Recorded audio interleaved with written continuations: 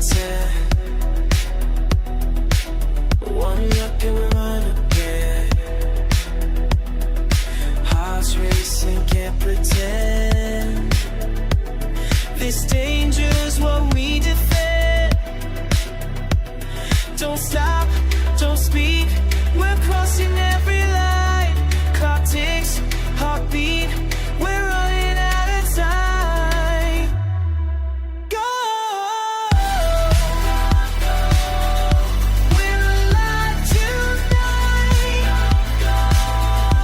Into the fight. No turning back now. Go, go, go.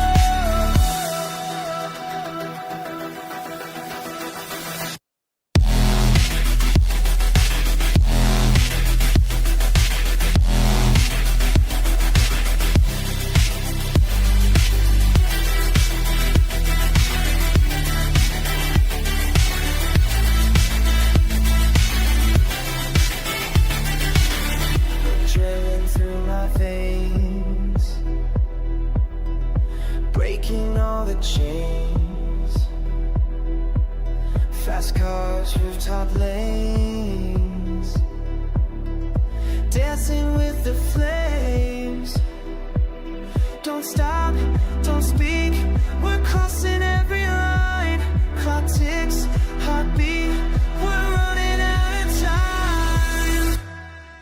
Go! We're alive tonight. Into the fight.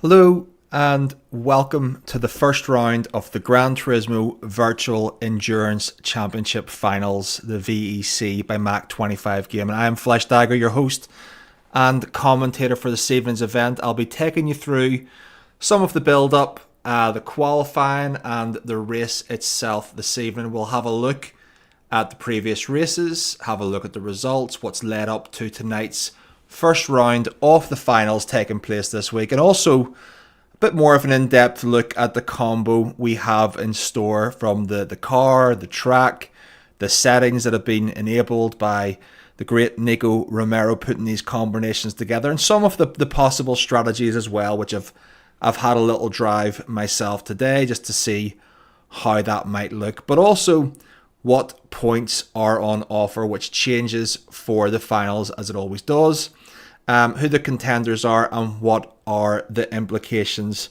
for the championship. So we'll have a little look at that just to build up before we get to the qualifying, which will be starting around 1:30, and then we'll be straight into a 90-minute race. But I do see we'll have a few people in chat already. We'll have Jackson, aka Fitzy. I've got a big fan of the shorts as well, wishing everyone a best of luck. And that is Davalilio saying good night. Well, good night and good evening to yourself as well. If anyone is in the Spanish broadcast or can give me a reminder to get the lobby code from Mr. Garnata, that would be great before I forget, because I don't think that's been set up just yet. So someone be a kind sir and make sure I don't forget to get the lobby code. But yes, Alex is asking me the same question. Alex, I'm doing comms and I don't know the answer to that just yet. Such is life. Such is the grand way of doing things. But the lobby I'm hearing will be opened in 2 minutes. But what I'm going to do is I'm just going to crack on and we'll have a little look at what has led us here. And good to see you, Alex. I'm not sure if you're the one driving for ERS, but I wish you guys all the best of luck. All teams all the best of luck, because I am completely impartial, unless you've annoyed me, and then ultimately in a daily race I might just use this opportunity to mug you off during commentary. I wouldn't do that. I might. I wouldn't. So let's have a little look at what's been going on in the race so far. So I'll bring it back here and make you aware of what has happened. So there was 2 groups. This has been going on for approximately the last month now. And we had a Group A and a Group B. So 28 teams in total. It started with FC, the FC column. And that is the time trial column. So started off with a pre-qualification round as a TT at Willow Springs, the streets of Willow, very underused, where it was Isles Esports took the top time combined of both drivers adding together. So there was 2 participants per team. They added both the times together, and it was Isles Esports combined total times that got them the 15 points, and so far and so forth down the board. The first race in round 1, it was also at Willow Springs, but a big Willow. Some of you might have saw in the Nissan Fairlady, maybe just before Christmas, I believe it was, or just after. And it was Outplayed Racing's Alu and Isles Esports J. Carrillo. They picked up wins in their respective groups A and B. And they got the 15 points and then an additional 2 points for a clean race thereafter.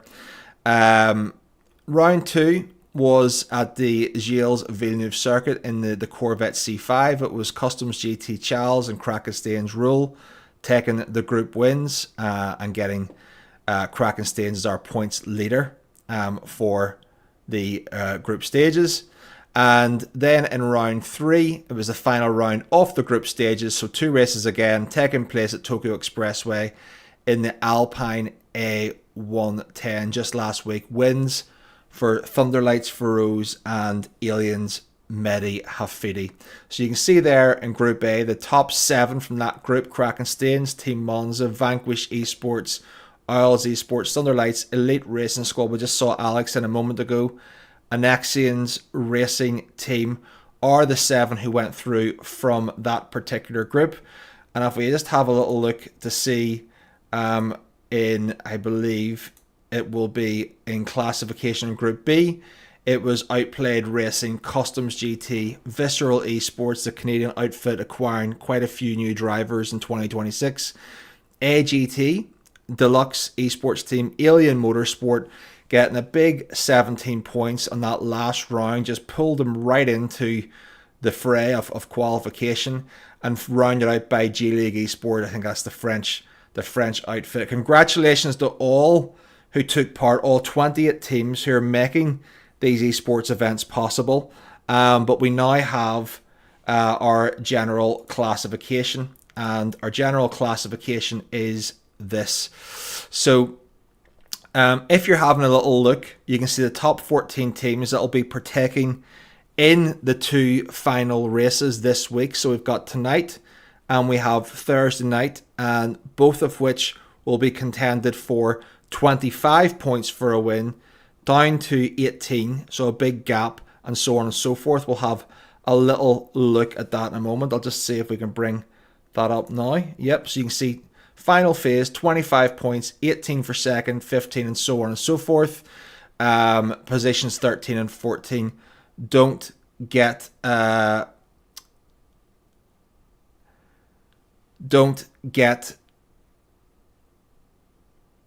any points.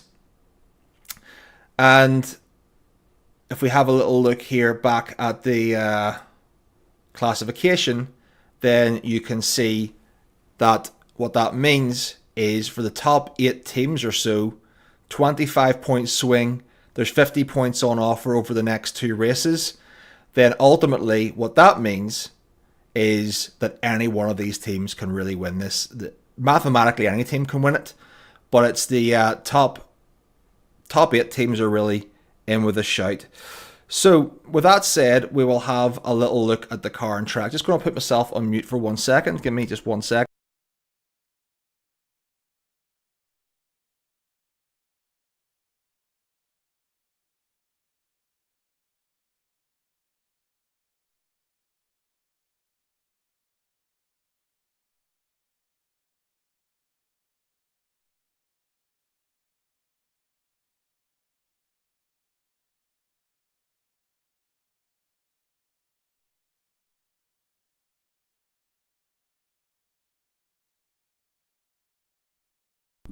Apologies for that.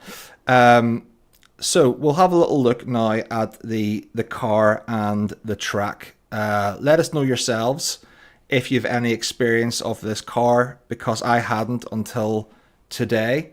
But I'm just going to show you the car itself. So the car is the Carrera GT 2004. Basically, you know, I don't really drive much unless it's in a daily race. I'm just going to be transparent. I don't know that many others do unless you're involved in the sport mode of esports. But the GT 2004, it's an iconic supercar. It's got a 5.7 litre naturally aspirated V10. Now, it's delivering over 600 horsepower through its rear wheel drivetrain. Now, this is going to be very important to tame during the races. I felt several occasions. Not just that, going all through the rear wheels, it's going to be on the sports compounds, not the racing compounds, which adds an extra element of sketchiness to it. The real world car is described as being high power, demanding, fast reactions, making it a true driver's car. That's their tagline. And as far as PD are concerned and replicating this in the digital version, they've done an excellent job, because it is exactly that. You have to be 100% focused to manage this car at all times. I've run some laps and can say that the sports compound with the rear wheel drive makes it very lively, and it rewards smooth lines and controlled aggression. The track itself, if we just have a little look at the track, and we can just have a little look there, is obviously Yas Marina. It's where we finished our season at the Trinity Series, and is back again. Most of you will have experienced it for yourselves as the most recent track addition to the game at the end of 2025 in Spec 3, and it's back again. we're using it again. Now, it's famous as being the host of the season-ending finale of the F1 season since 2009. It's a so-called scene of the crime for the controversial 2021 finish with Hamilton and Verstappen. I'm sure you're all aware of that. The track itself, it does offer undulations and elevation changes, particularly in the first sector. Very fast straights and heavy braking zones. It makes overtaking very, very possible, particularly with the slipstream settings in play that we have. But there's also a very, very technical final section, and it will reward those who find the right line and balance of the car and throttle with those consecutive corners, managing that weight shift, managing those sports compound of tires. Get it right and it'll be worth a lot of time. Get it wrong and it will very heavily punish you on the throttle in those tight consecutive corners. The track limits, as we know, from a Gran Turismo perspective, they are dubious. So let's just say that up front. In terms of a daily race, we've seen a lot of abuse of those track limits. This is an esports event, obviously. So there is stewarding and a protest system in place. It's up to the drivers to self-regulate, and all have been made aware via their team principals in Discord and comms as to what are the acceptable track limits. So therefore, we should not see any egregious use of the track limits intentionally. The Mac 25 Gaming did run a race here to finish off the Trinity Series, and whilst maybe it wasn't the most exciting of races, being a fuel and battery saver, all the drivers drove it with the best of intentions, such as the nature of a community esports event. So I don't anticipate anything overly intentional or egregious in that regard, but obviously keep an eye on it as it might come into effect in the post-race if any penalties are dished out, and also with the additional 2 points that are up for grabs for a clean race. So I see here, Simo is saying, where's the lobby? I think that's a question for Alejandro. Simo, unfortunately, I know as much as you do at this stage. Again, this is just the nature of what this is. I would love to know, but I don't. I'm going to have a little look here back to looking at what some of the race spec is, because that will be very important in shaping what this race turns out to be. So Porsche Carrera GT, as we know, Yas Marina, we know. Random weather, can't expect rain. Evening and a variable time speed of ×2, so it probably will get dark over 90 minutes. Same conditions off. Tire wear ×7, right? Fuel consumption ×1. So what does that mean? Well, there's soft and medium tires available, but as you'll see at the bottom line there, tire regulations, there's only one set of sports soft tires that can be used during this race. So you get one stint on softs, and you'll obviously have to make the rest up with mediums. What's really interesting with the sports compound versus the racing compound is what I was testing for was crossover, and that is, I was testing this earlier today to see where the crossover was in terms of when the softs would degrade to the point where the mediums were actually quicker. And having done a number of laps, that simply didn't exist. The tire degradation on the sports compound is much, much better than its racing softs counterpart, and it holds its pace right up until a puncture. So I managed to get 15 laps out of the softs. I'm sure these guys will do a better job than that, but it was just for reference. And my lap 14 time was faster. Even my slowest lap at lap 14, right before I punctured, was faster than my fastest medium lap. Now, I'm not saying I'm the rule of thumb here, but it was greatly indicative that the softs will play a massive role, as much as 2 seconds a lap difference, and they will hold that pace for the duration of the stint, or certainly much better than the racing counterpart will. So what you can see is deltas and gaps of potentially 25 to 30 seconds being gained, and when a team pulls the trigger on this soft compound is going to play a massive part in how the race comes together. Now, with that said, 90-minute race, I would anticipate 43 to 44 laps. If you're going 15 laps or 14 laps on softs or something like that, I would imagine a strategy, a safer strategy in pit windows of 15, 15, so 2 times 15 lap stints on the mediums, and maybe finish with 14 laps, maybe 16 and 16, and finish with 12. Something in that region, I reckon, will be the pit windows going forward. But again, the soft tire has a massive advantage here. It doesn't die very quickly, and I think we're in for some very, very interesting racing. Obviously, fuel consumption is time 1 liter or 3 seconds or 3 liters per second, so 3% difference per second. If there's going to be a 9% difference over those first 15 lap stint, if it works out that way, that's a 3-second difference. So that can play a big part in strategy as well. So we'll keep an eye on that. Even though the fuel consumption isn't aggressive as a multiplier, it is a 90-minute race, and time can be gained, as we saw in previous races in the pits. So we're at 1:15 hour. Just check to see who has come in. Big fan of the short says, should he ask a Spanish chat? Yes, that would be ideal if we can get an eye on that. And what I'll do is I'll just keep the car image going, because it's a nice visual. But yeah, it seems that there's some technical challenges. Again, didn't have these for the last 3 races, and then, you know, I'm coming back to do comms, and we're having this issue again, unfortunately. Maybe it's telling me something. But we're just waiting. Sorry, I'm going to call you Dav. You're waiting for the Spanish transmission and ID lobby. Yeah, I'm getting a message there from Alejandro saying he's working on it.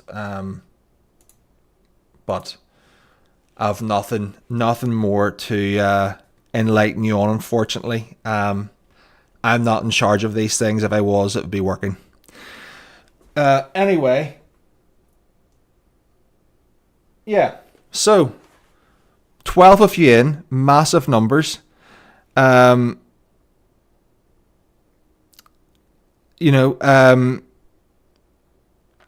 me know in the chat, who you're here supporting, what team you're with, who you're here to watch. If you're part of a team, let me know who's driving for you, because one of the little quirks about these esports events is that we don't actually know who's going to be showing up representing each team until they're in the lobby. Alex, I'm assuming it's you for ERS, but anyone else, unfortunately, I'm at the mercy of them showing up in the lobby and running with it, which is obviously can be quite tricky. But yeah, let us know who you're here to support, who you're here to follow, if you're part of a team or other, and that would be great. Or if you've been doing the GT World Series, or it's your first time watching one of these events, well, then you'll be happy to know that this is not an anomaly where the lobby isn't set up. This is actually part of, by design. It's to stress the life out of me and make me incredibly uncomfortable having to do filler. I think I joked to someone earlier on, if this happens, I'm just going to start talking about arc raiders instead, because it's a lot more interesting to me in this current economy. So I'm getting a message here, still not working.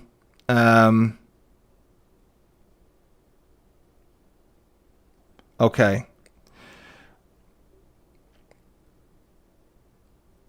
Yeah, lobby isn't open yet. So what I'm going to do is, while we're waiting for things to happen, is rather than me sit here and unless you want to waffle, I actually put into my little opening script there a little asterisk, add waffle if necessary, and apparently it is necessary, because we're not progressing anywhere. Yeah.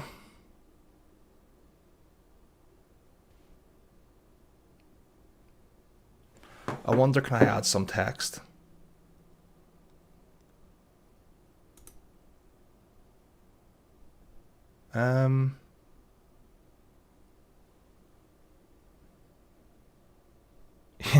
Big fan of the short says he loves a good waffle. Yes, I do too. I do too. But not unplanned waffle. I like waffle in very, very planned and controlled environments. Big fan of the shorts. Wink wink.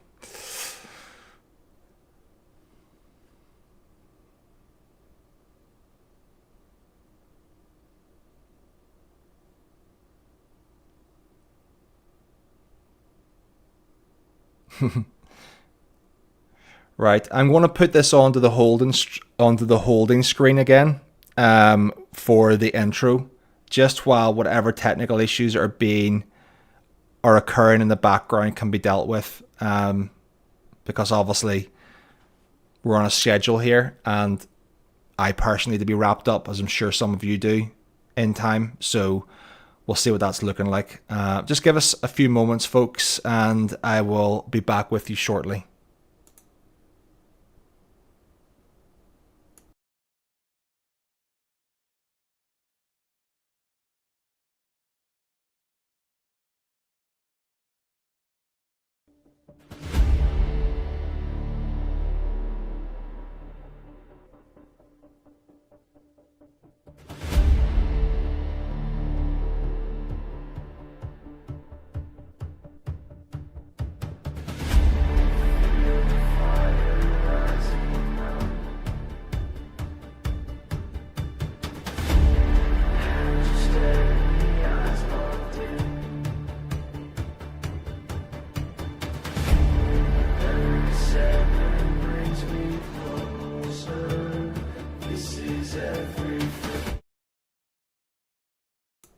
Right, we're back. We're back and we're in the lobby. This is good. Well, apparently we're not in the lobby. We've just closed it down again.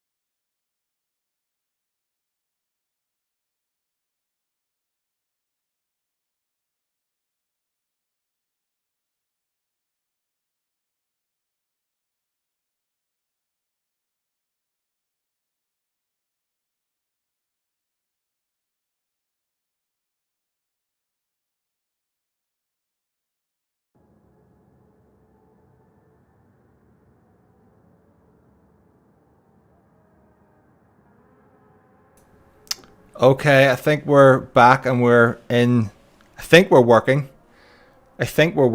I'm not sure exactly what time we're going to be starting at, but I mean, with 100% success rate in not being on time or not having things run smoothly, so I really should be expecting at this stage for everything to not work or go right.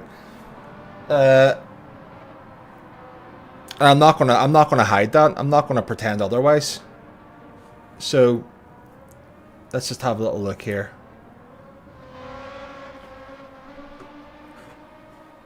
Who's out in track and see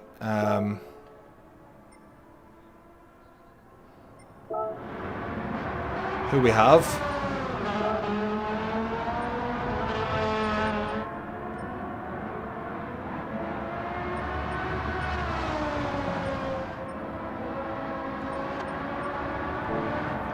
Okay, so at least we now know who is going to be driving for each team. So Visceral Esports Legatus Jr., very prominent driver. I think he's a recent acquisition for Visceral this year. CGT's Sigma had a very good showing at the Pulpy Individual Championship, coming through the qualifying phases. I believe is a pad driver. We've got Krakenstein's Cuerdo, Owls, Waco.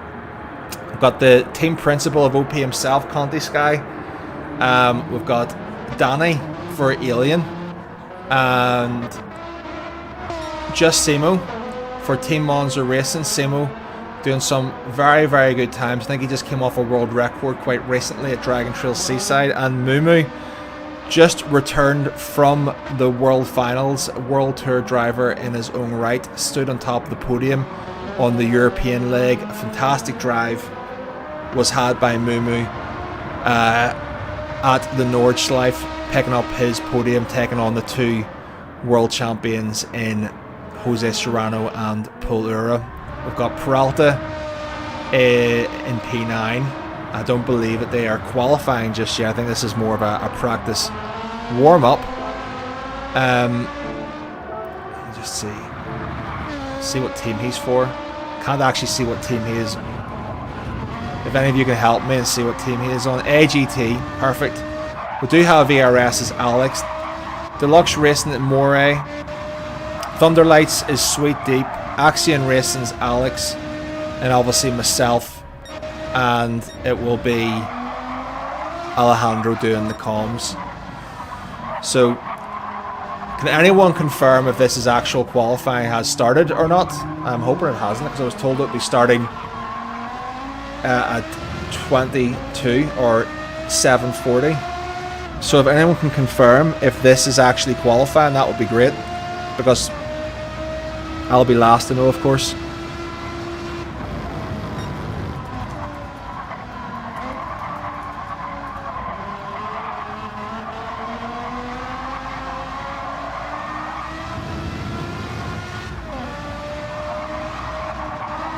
Does anyone know if this is qualifying or if this is practice? That would be super to know.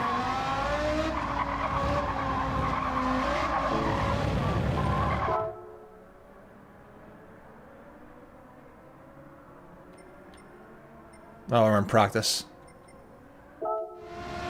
Okay, so in 10 minutes we'll be running the qualifying. We can see who has the early pace at least. And the race will just run just thereafter. So we're going to be about 10 minutes behind on where we plan to be. We can have a look at who has the pace on the soft tyres.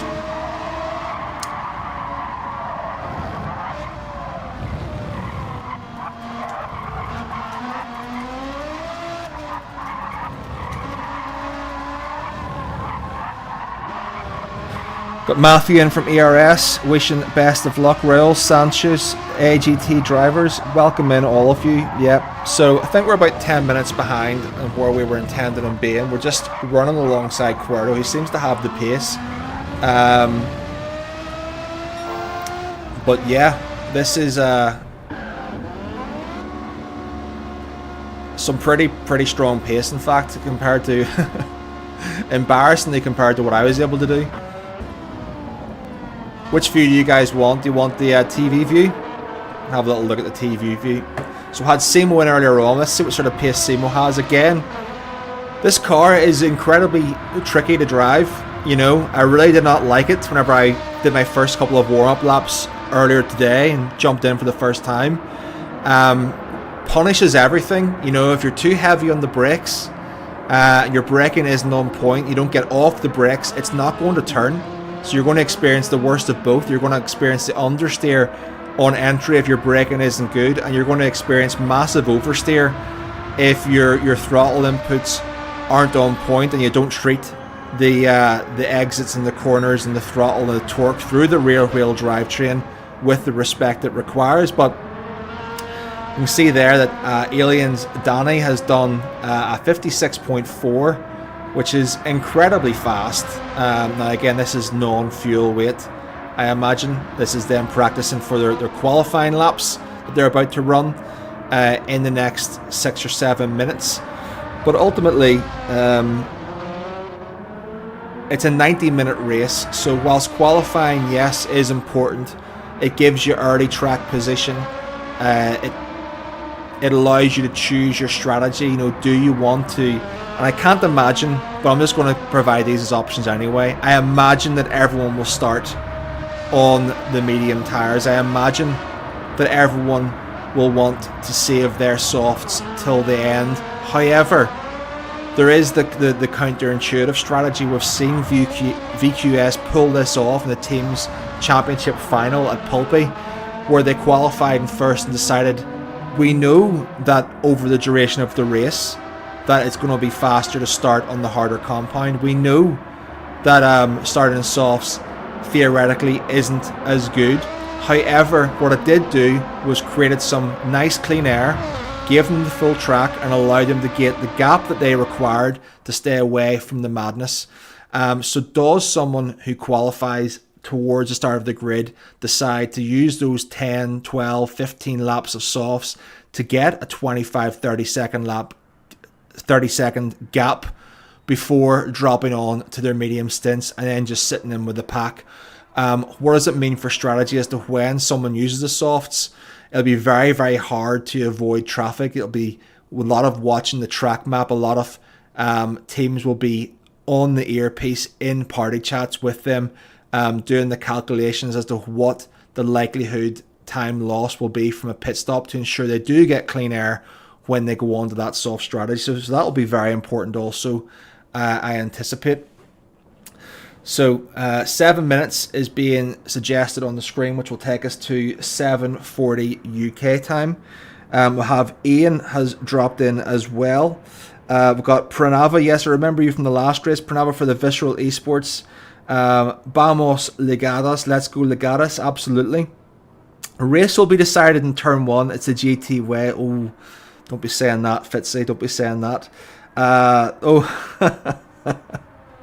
Simon, don't. You'll embarrass me.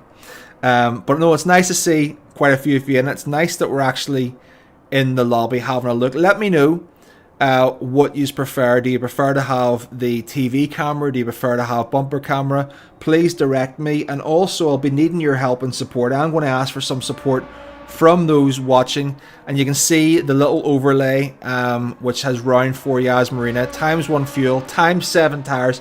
If you've just joined us, a little caveat around the tires. Obviously, we're not on racing, we're on sports softs and sports mediums, a 90-minute race.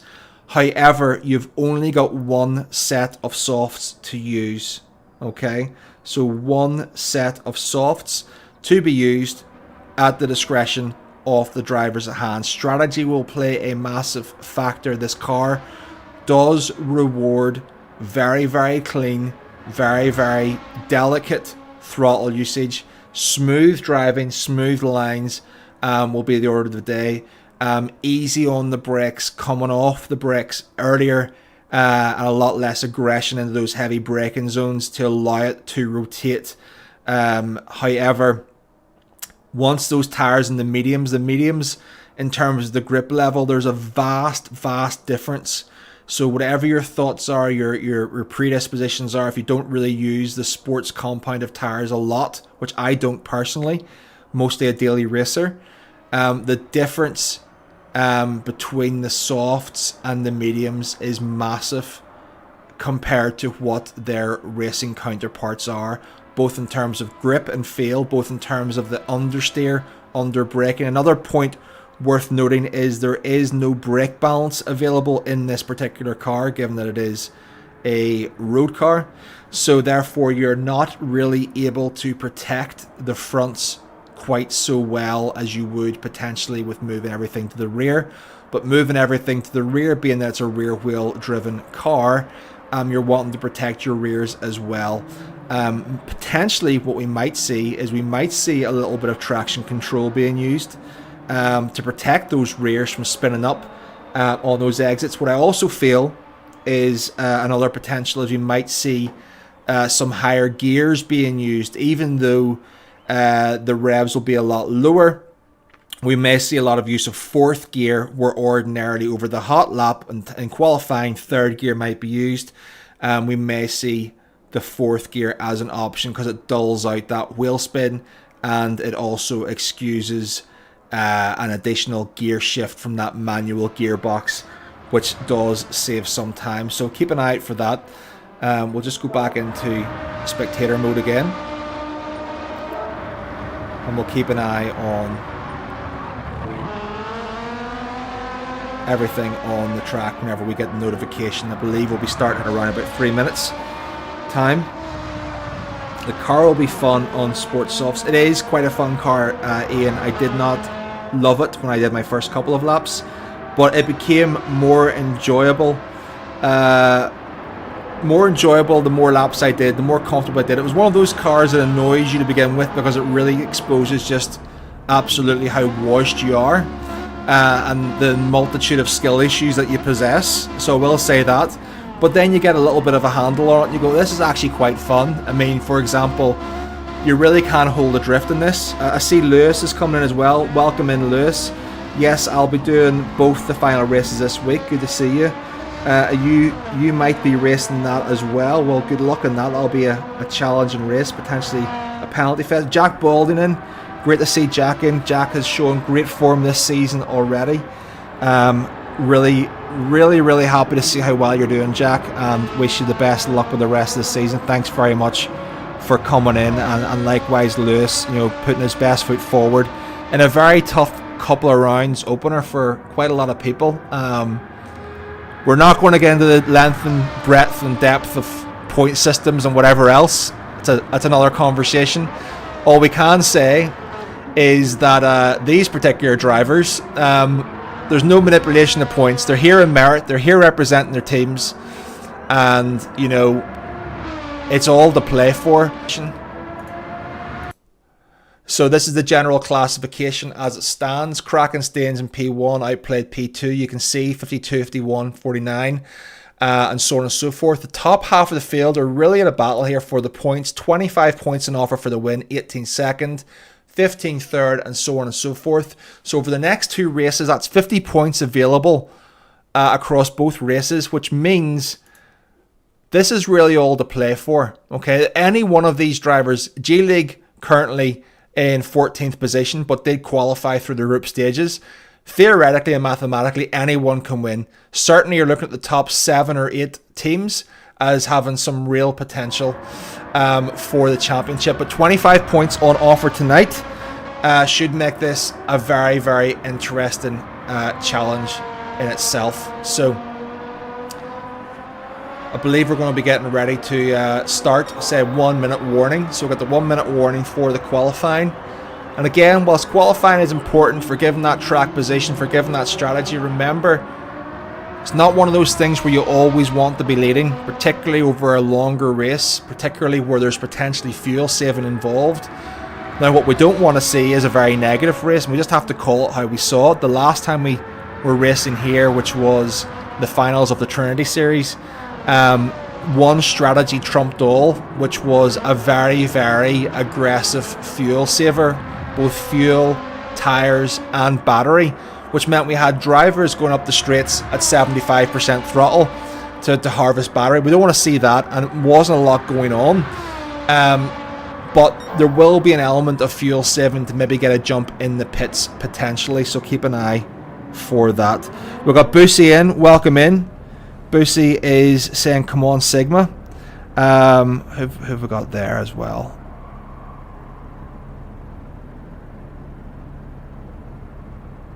Oh, we got Lucas in. Lucas Olivo.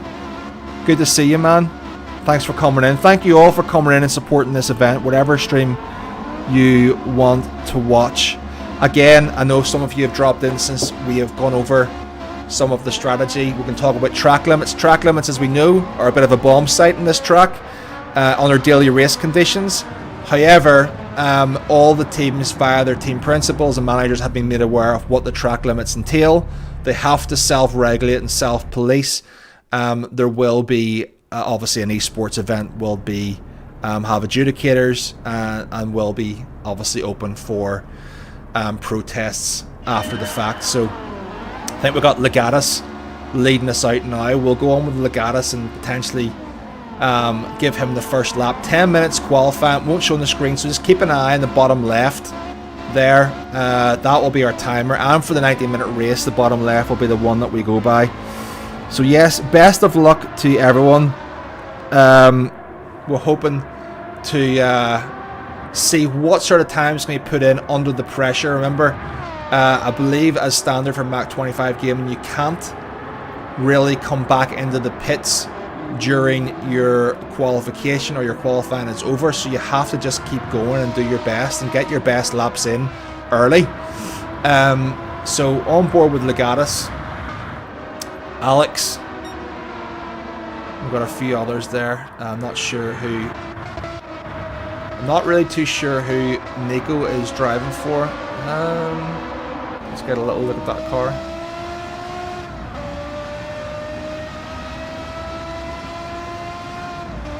Don't know who that is. Maybe someone in the chat can tell me who Nico is driving for. But on board with Legatus, so let's see. Let's get a little look at the gear usage. I want to see the third gear.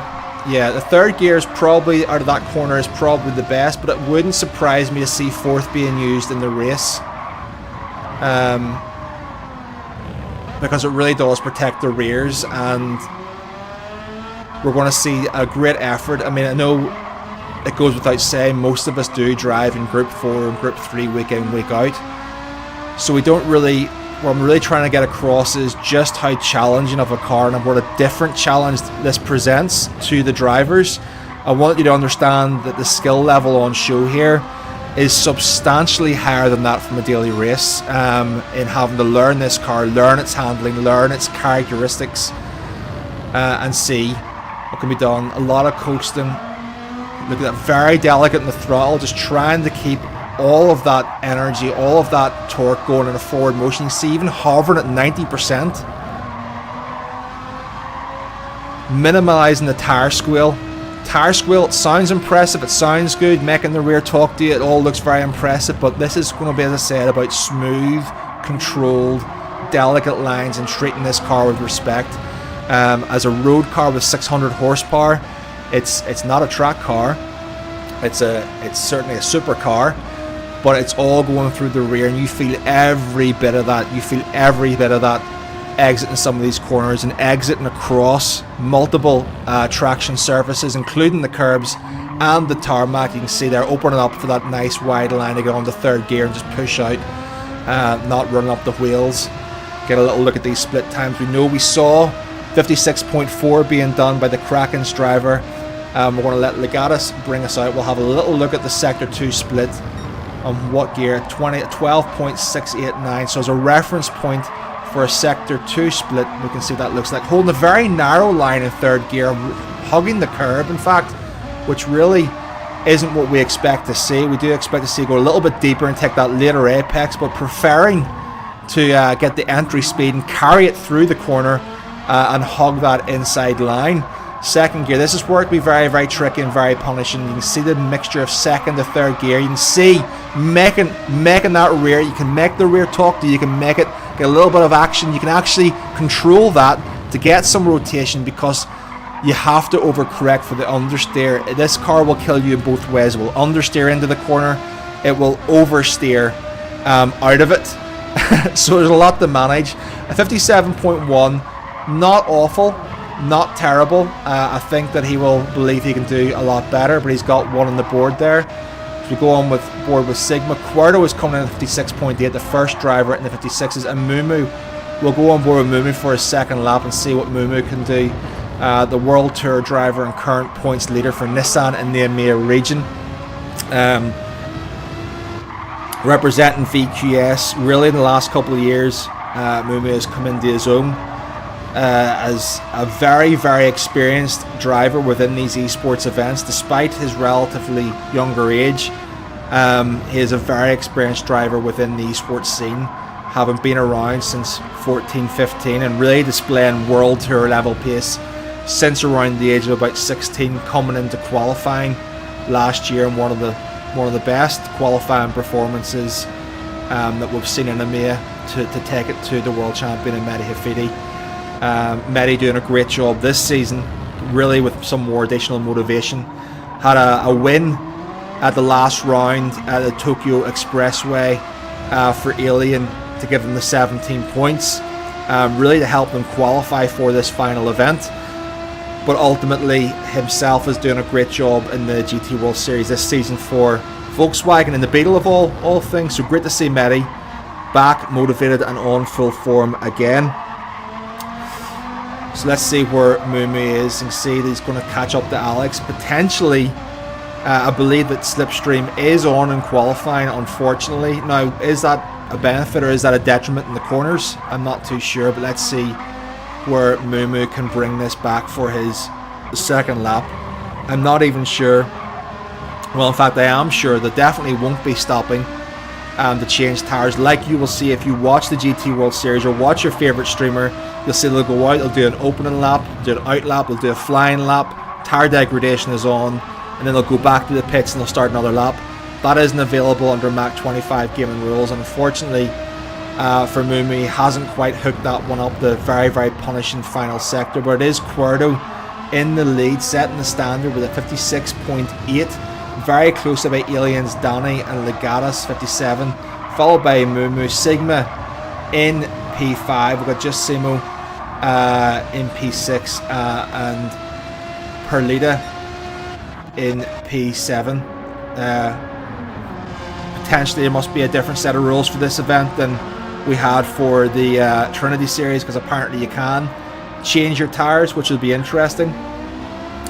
I'm not sure what that means, if that's the same, because I know that these tires are much more difficult to get some heat into. But let's go back on board with Quarto and see what he's able to muster up, because now we can see the groupings together. Now we can see potentially, is Slipstream going to be used? Are we going to see some form of unwritten bonds and teamwork going on within the qualifying session? This is very much, for those who've been around for a long time, will remember seeing this type of behaviour in GT Sport, where they'd all line up, or they'd all have their strategies and who they were working with.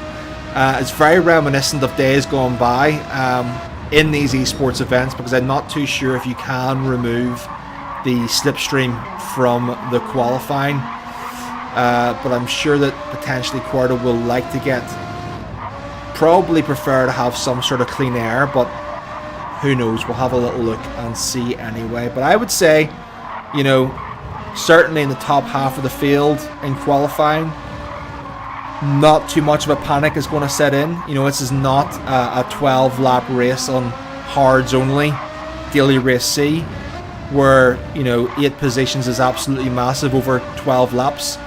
We're going to probably have in the region of 43, 44 laps by all things are said and done after 90 minutes of racing. So as long as you're somewhere in the, you know, within the top half of the field, I think you'll be pretty comfortable with where you are. Big fan of the short says, anyone else having buffering issues? Not too sure, just give it the old refresh there. Big fan of the shorts.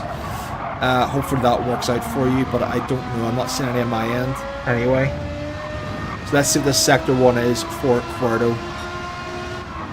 a little bit down, but only a fraction. So we're looking at 200ths of a second there. That's nothing in the grand scheme of things.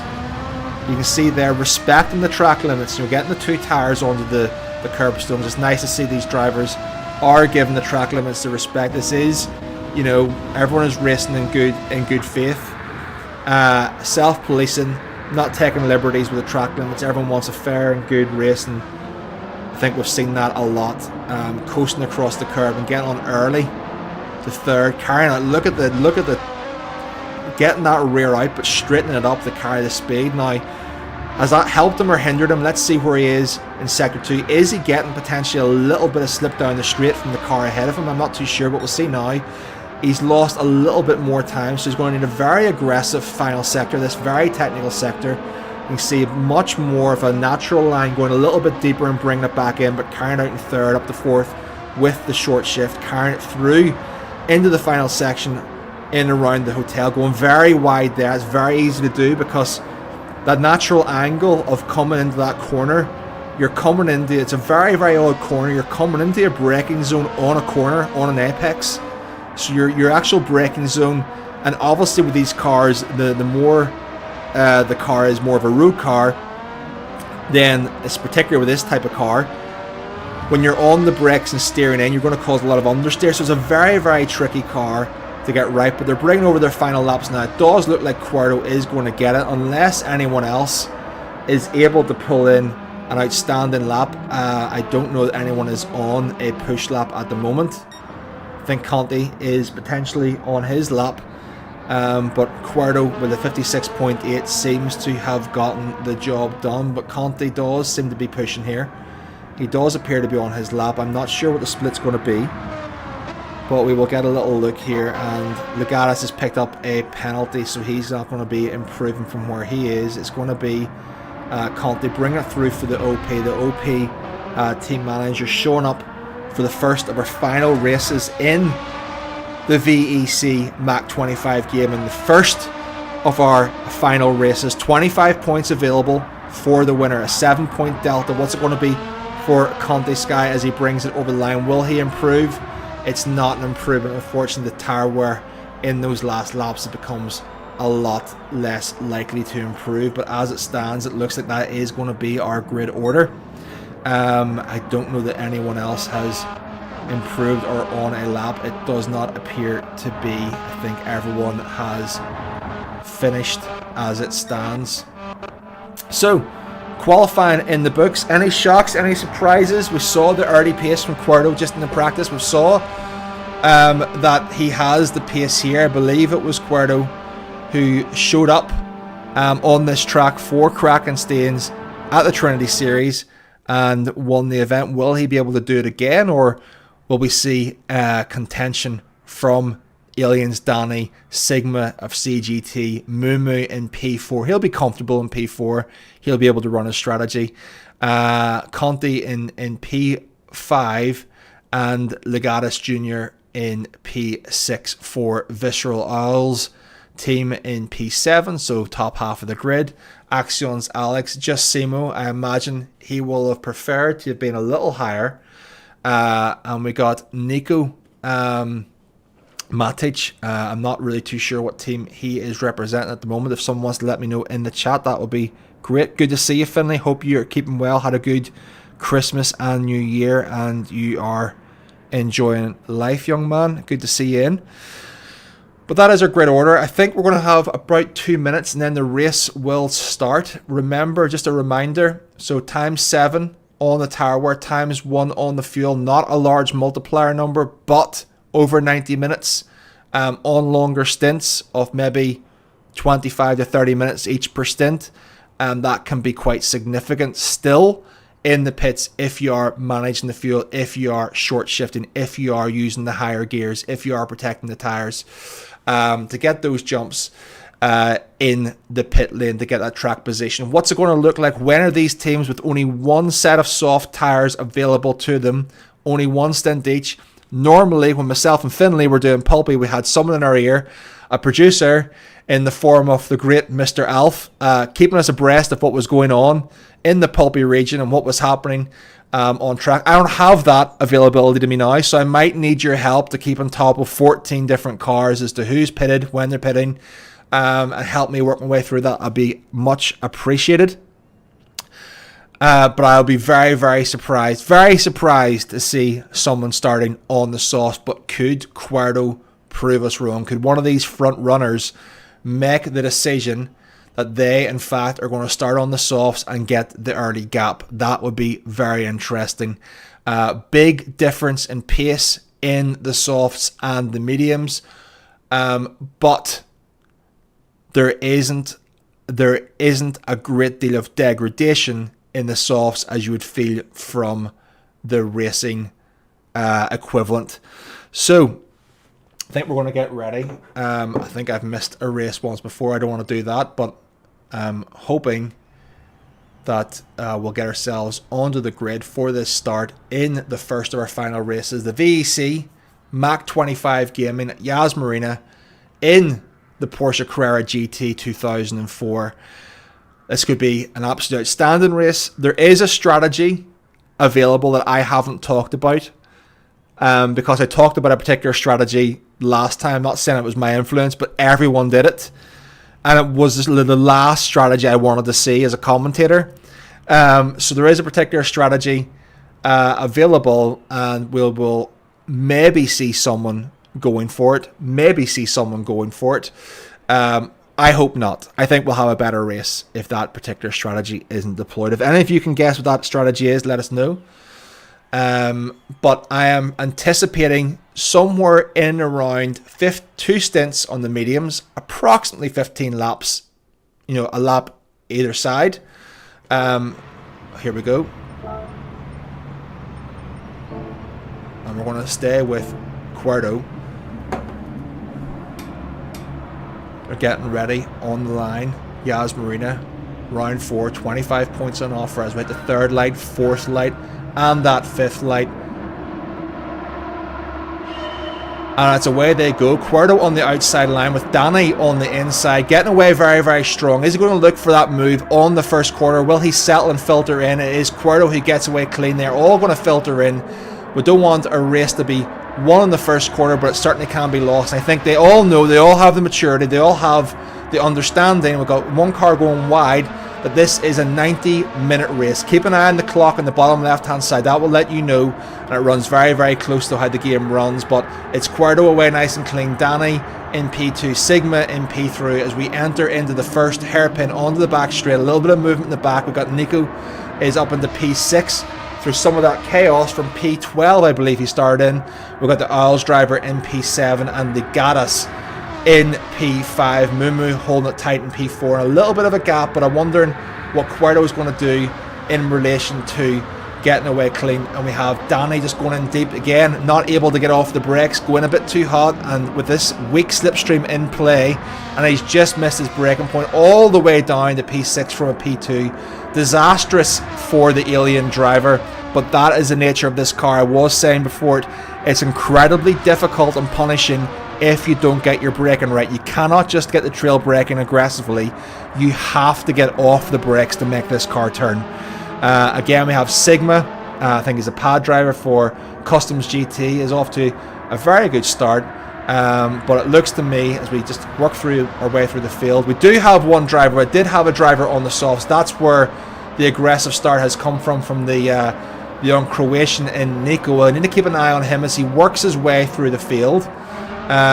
Is he going to be able to make up enough time and get some form of a track position here to make this soft stint work? But we did see him jump very, very quickly in the first couple of corners. As I said, I think he qualified in P12 or P10 or something around that matter, that region, but he was up many places. Now up to P4.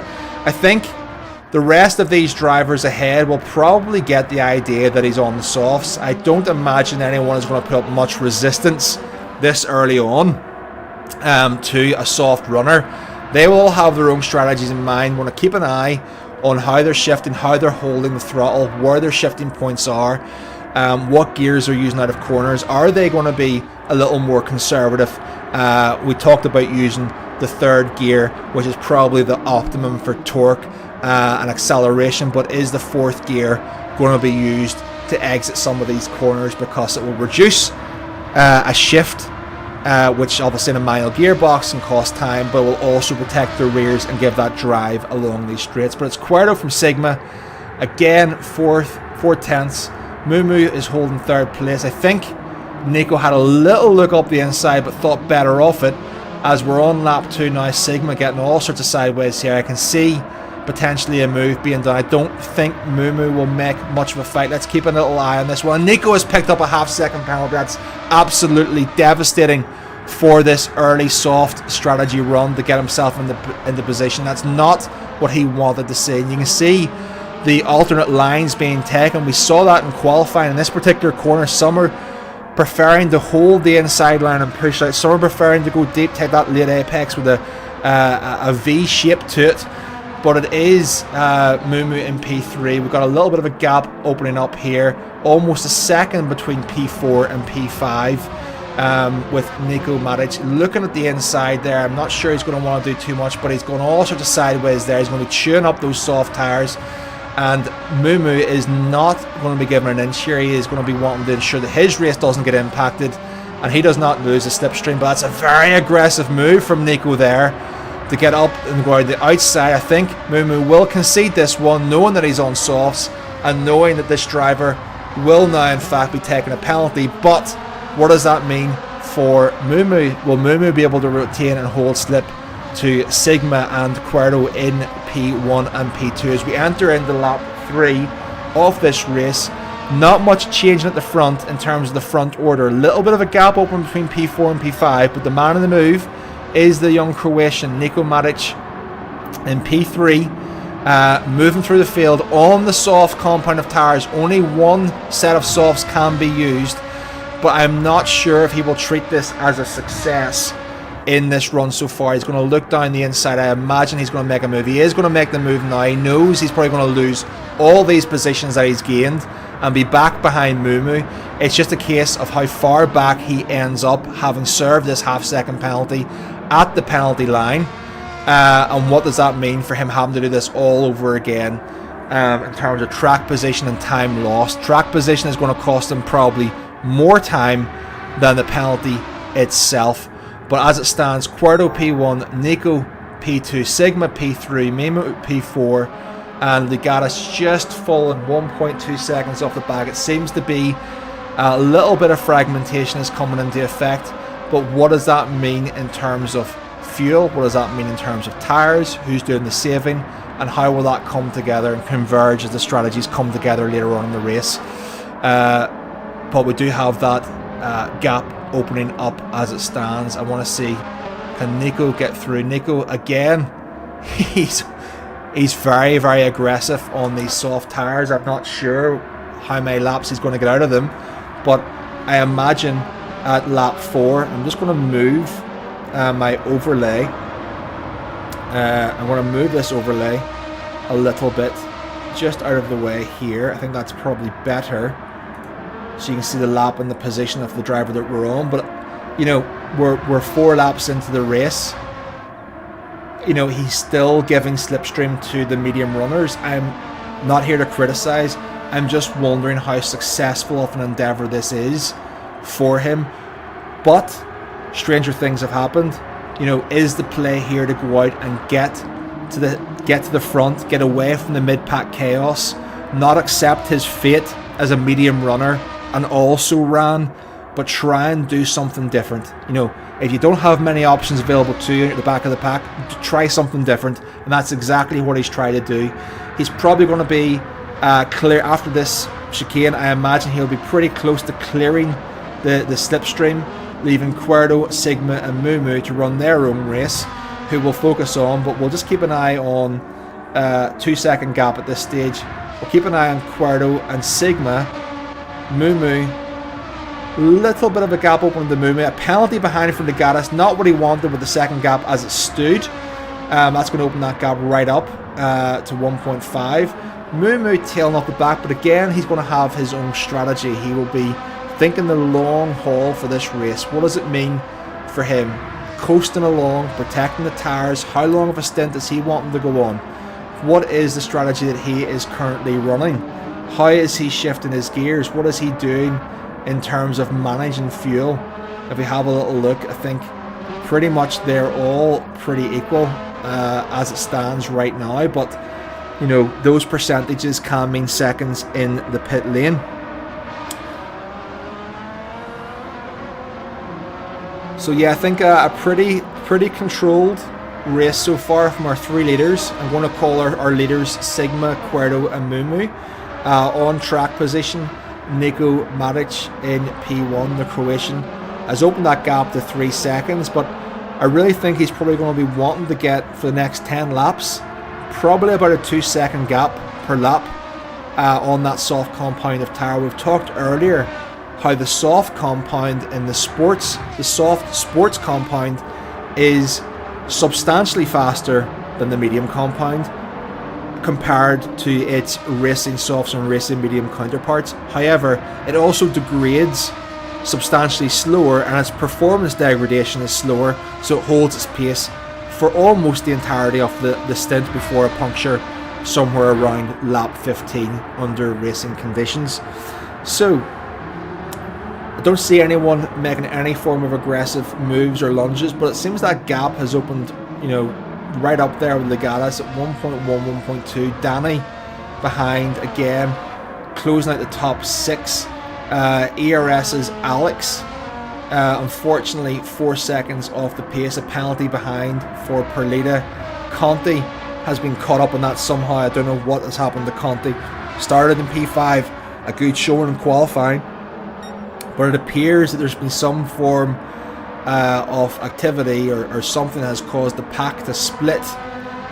Therefore we have a convergence of sort of the top 6 and all sorts of sideways there for Legatas. That's not going to be good for the tyre wear, but he's managed to save it and somehow keep it pointed in the right direction. But it has opened that gap by a further second, 2.5 seconds to Mumu, driving for Vanquish Esports, the most dominant team in 2025 in the MAC 25 gaming across the entirety of the season, leading into the finals at the Live LAN event in Pulpy. They were dominant in pretty much every race, I believe. They won everything, and he was very much a part of that team alongside an outstanding lineup in, you know, the experience of World Tour experience from Consta. You've also got Flores coming back, really showing a lot of form in not just this esports event but other esports events, and Max Krull, who ended up going on to win the individual championship for Vanquish Esports this year, really asserting himself as a very strong contender in the Ferrari seat, picking up the highest points ever recorded in GTWS history at 505 points last week at Road Atlanta. He is one to watch. So when you're racing and training and alongside that caliber of driver, not to mention the likes of, you know, coming through the ranks, we have, you know, Lewis Burton. You also have the experience of Sparks. You also have coming up a very competitive and top split in Nicholas Groger, who is getting excellent tutelage and mentorship from these drivers. So Vanquish, well experienced. I think that Mumu will be sitting very patiently, biding his time, looking at what's going on here. But it does seem we have a change in our leadership, and that Sigma has taken the lead from Cuerdo. I don't imagine that anyone is putting up any form of a fight at this stage. We're not going to see any side-by-sides. We're not really going to see any ridiculous dive bombs or lunges. This is all about getting that first stint under your belt, getting that first stint away and driving to your plan as close as possible. It's once we see that first pit stop from everybody, that's whenever we're going to see strategy come into fruition. That's when we're going to see gaps opening up. That's where we're going to have to keep an eye on the fuel between these drivers and see who's been doing the saving, who's been saving their tyres, who's going to have the longer or shorter stint on the softs or mediums. And we do have Nico is 6 second gap, probably not as much as he would have hoped. However, However, with the chaos that he happened to avoid, it's actually given him quite a substantial gap over P7, with a fracture in the group between 6th and 7th with their own 6-second gap. Nico, having started in the soft compound of tyres, has a 15-second gap approximately, I would imagine, halfway through his soft stint. Now, can he extend that to around about the 25 to 30 seconds we hoped for, the difference between a medium and a soft stint in terms of pace? If he can, he might not be contending for the win just yet, but he could certainly make himself, give himself an opportunity to jump from what was looking like a P12 back runner into finishing somewhere around the middle of the field. A lot to play for just yet. But are we beginning to see a little bit of that tyre wear coming in? Are we beginning to see these drivers working together? As it seems to me that they're beginning to actually rein in potentially that soft tyre. We did see a couple of tenths being lost when it was at 5.8 seconds, but it seems that the pace in terms of both tyre and experience of driver is not a foregone conclusion, and maybe a little bit of crossover being felt there, where the softs are not quite as strong as they were for the first 7 laps. What do they all have in common? They're all whippersnapper kids. They're all pretty young. Most of these drivers, I believe, are under 25. However, for the older folk amongst us, we do still have a very, very fast Brazilian driver putting in excellent work. I believe 36 years old for Carazza, the Brazilian, I believe, driving for Toyota this year, and has been a World Series or FIA World Series World Tour qualifier for must be 6 or 7 years now at this stage, and he's still going strong at, I believe, 36 years of age. So there is hope. But yes, it's Sigma in P2, but really realistically P1. Cuerdo, Mumu and Legatas just trailed off, 3-second gap, working closely with Danny from Alien. ERS's Alex holding that gap to 6 seconds. There's a gaggle of cars there in around P9 to 10, and then another gap opening up to the final drivers, with the Thunder Lights driver just having fallen at the back. Might have been involved in a little bit of chaos earlier on that we weren't able to catch at the rear of the field.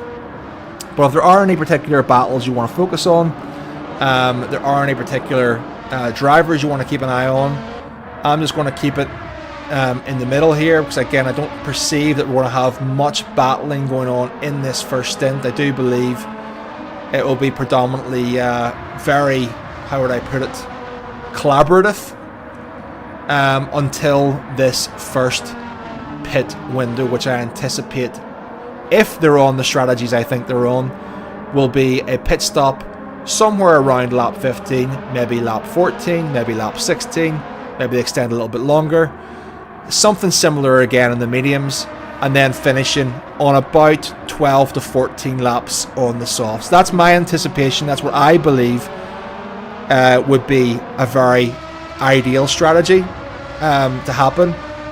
But then we have fuel in there. We have, how long can you extend the soft stint for? We know the soft is a lot faster than the medium. Can you extend it? Do you want track position? How much fuel have you saved? How much fuel is Mumu able to save sitting in third place in this group? If we just have a little look at the fuel on board, they're all pretty much even at this stage. I don't believe that anyone has an advantage. Cuerdo has a slight advantage. In fact, looking very, very closely, I can't magnify it in, but you versus just coast into these corners, maybe a little bit less aggressive in how much they're revving out the engine before shifting it maybe 75-80%. You can see he's just hitting the rev limiter there before making his shift. What are the others doing?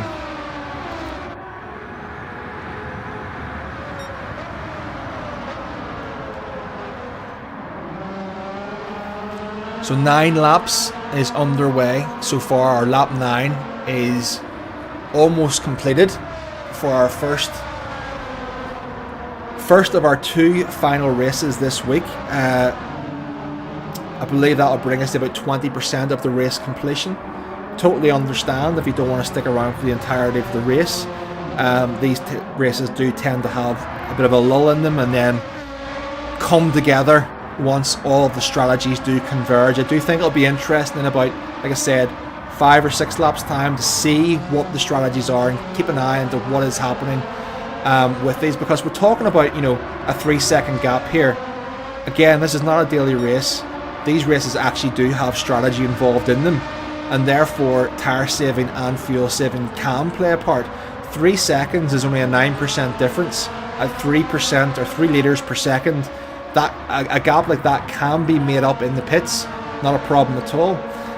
So nothing is, you know, finalised at this stage. It does seem very controlled. The group of 3 ahead are not battling, not fighting. They're allowing Sigma to do all of the work as it stands for the customs driver. We've got a yellow flag there. Not sure who that was for. I don't see if we can see anyone spinning off, but we do have Nico Matic. Nico Matic has had a spin. Looks like he's had a crash, and it's knocked him way back. That entire advantage that he has had, would love to have seen that, but he had a 10-second advantage. He's had a massive crash. I did say that, you know, once these tires get to their end of life, you know, I was crashing all over the place. That's just me, but even higher. I think it's hard enough on a fresh set of tires to manage the throttle in this car with 600 brake horsepower going through those rear tires, rear sports tires. With this amount of tire wear on them, it's like driving on ice, honestly. Just a little bit too much input, and that's why I said you may see some drivers opt for a little bit of traction control. It's not to insult anyone, but it might be a wise choice just to take a little bit of the zip and the power and the torque out of those exits and protect those rears from spinning up. But unfortunately for Nico, it was a brave effort. He made a brave decision. It was working for him, but as you can see, one mistake and all of a sudden the soft stint is gone. He's only made it 10 laps on the softs, and he's coming in now for what I imagine it'll be definitely mediums, because you're only allowed one set of softs. But that for me is a very short stint on the softs, so he will be looking at getting another 2 stints of 21-22 laps potentially on the mediums. Not sure what this means for Nico in this respect. He's likely to have at least some clean air or tag on to the back of Sweet Deep, who will still have his soft compound to go. But we'll just have a little look. A 3-second penalty as well. He cut the track limits coming into the pits. We saw he was indecisive. He kind of half made the corner, half made a late call. Unfortunately, Nico, good effort, but I think that might pay puts to any chances you might have had. But never say never.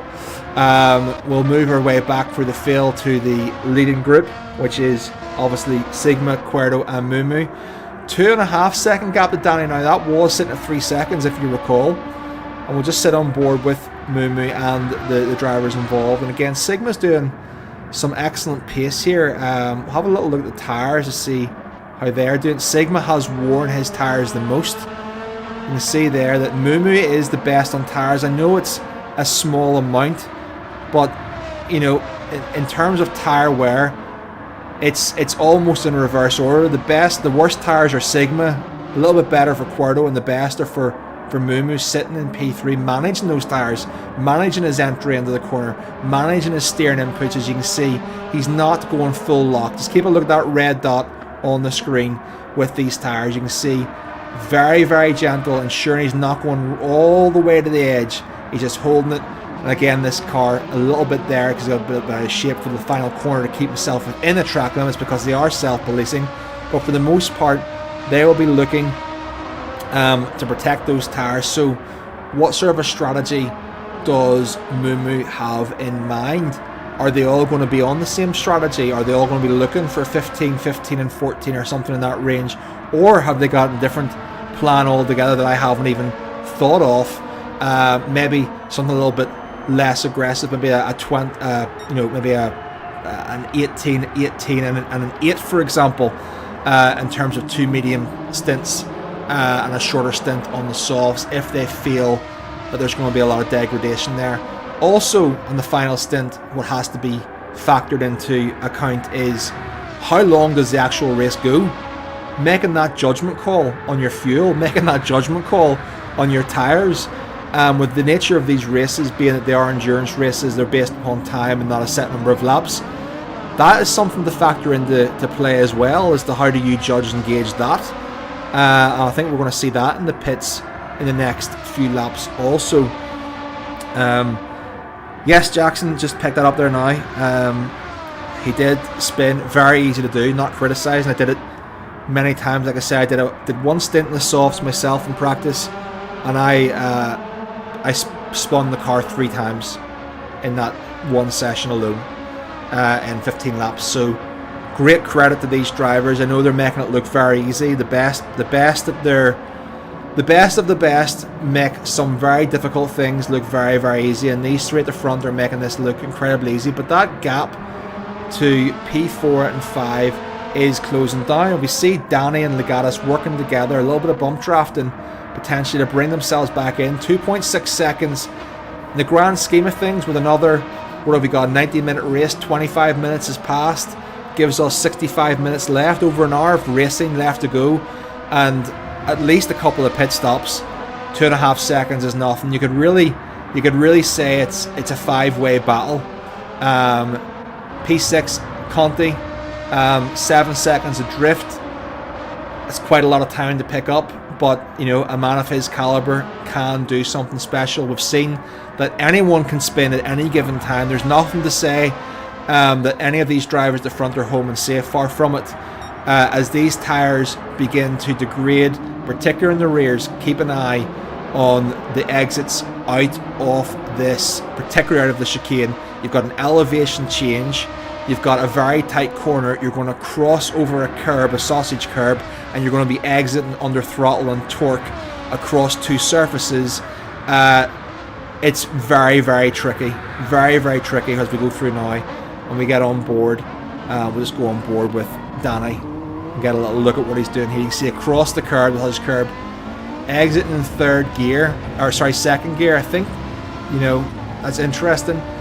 Probably faster, but the gap again down to 2.2 seconds, so 0.3 has been gained. So Alien's Danny is on a bit of a charge here.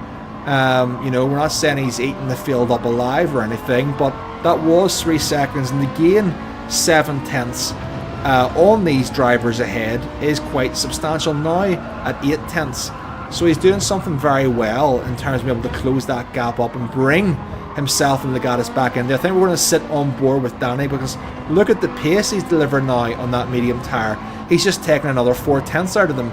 He's almost in the slipstream range. So Danny is the man on the move as it stands for the Alien team. Alien, regrettably, we're at the bottom of the qualifying slots, barring a big win from Alien's Mehdi Hafidi in the last round, bring them into contention. But we want to see Alien as part of this. You know, our thoughts go out to Alien. We had a very, very difficult time with the loss of a young member of their team. But it's great to see them back and racing and doing an outstanding job. And Danny is doing an absolute outstanding controlled job here of just managing his race, not getting overexcited. You know, he's just seeing that delta chip away, come down.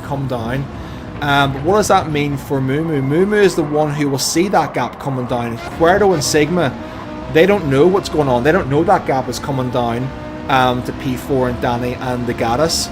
So is there any point going to be a decision being made whereby one of them wants to make a move and drive the pace? Now, this is a good opportunity to look at the fuel. We can see that Mumu is exactly in 50%.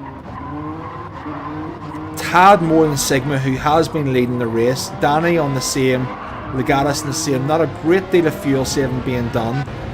But the tyres of Danny compared to Legatus, you can see the tyre wear there. Danny's tyre wear is absolutely outstanding. Sigma has the worst of it. I think Sigma's going to get chewed up a little bit here on his tyres. He is a pad driver, remember. Calster, don't shoot me, but it is widely regarded to be a lot more difficult to save tyres on a pad with all the micro movements and corrections and whatnot. I still believe that Sigma is on a pad. Someone can correct me from Customs if I'm incorrect. Now, I know he raced on the wheel in the individual championship at Pulpy, but I do believe that he qualified on the pad. Quarto 4/10 off, Mumu 6/10 off, and Danny just floating around at 2.5 seconds, but managing the tyres. Remember, this 2.5 second gap is essentially going to be nothing if he manages to get an extra couple of laps out of fresh softs. Because at the end of the race, if he's only 2.5 seconds off and his soft stint is able to avoid having to go into the laps 12, 13, 14, 15, where you're losing a second a lap, a second and a half a lap on very, very worn softs, then all of a sudden this is completely redundant in the early stages of the race. So very interesting to see at this stage where everything is. But as it stands, Sigma leading the charge, Quarto P2, Mumu P3, and Danny and Legatus are rounding out the top 5. A very consistent 7-second gap to P6. The two Italian drivers, Conti and Simo, 3 seconds off. And we see a much more fragmented group of drivers in the bottom half of the field, separated by seconds in some instances. It looks like Nico on that fresher set of mediums is beginning to catch up to the back of the pack for Deluxe Racing's Moray. Will he be able to claim some spots, and what sort of strategy will we see from Nico to make up from, you know, a brave effort on the softs? It was a brave effort, but ultimately with the spin and the penalty, it really didn't give him what he needed in terms of getting the job done, I imagine. So what can he recover from this race, having started in 12th? He's currently in 12th, but he's used his soft tyre stint, which is about 2 seconds a lap faster. Back up into Danny has brought that gap down from 2.5 seconds. We can see he's very, very quick through that final section. We talked about, you know, there being the heavy braking zones with the long straights, the opportunities for overtakes, and how that technical final section will either make or break your performance. We've got a driver in. We've got 2 drivers in on lap 15. I call that as a pit window. Lap 15 for Sigma, lap 15 for Mumu. Quarto going longer, Danny going longer. Now we have a little bit of excitement. Look at the fuel almost identical for Sigma and Mumu. Now we're going to have a little bit of excitement in terms of what's going to happen to the strategies. I think there'll be a little bit less compliance will be felt, but let's get a little look to see where they come out. It's got Sigma 1.5 seconds off is Mumu, who's overfueled. Sigma going for the soft tyre. Now it's getting very interesting. Sigma going for the soft tyre. Is he going to have enough clean air to make that work for him? Mumu behind on the medium tyre, a more traditional strategy. 2 medium stints and the soft stint that we predicted. 15, 15 and potentially 14. We're on board with Sigma. How is he going to make this work for him?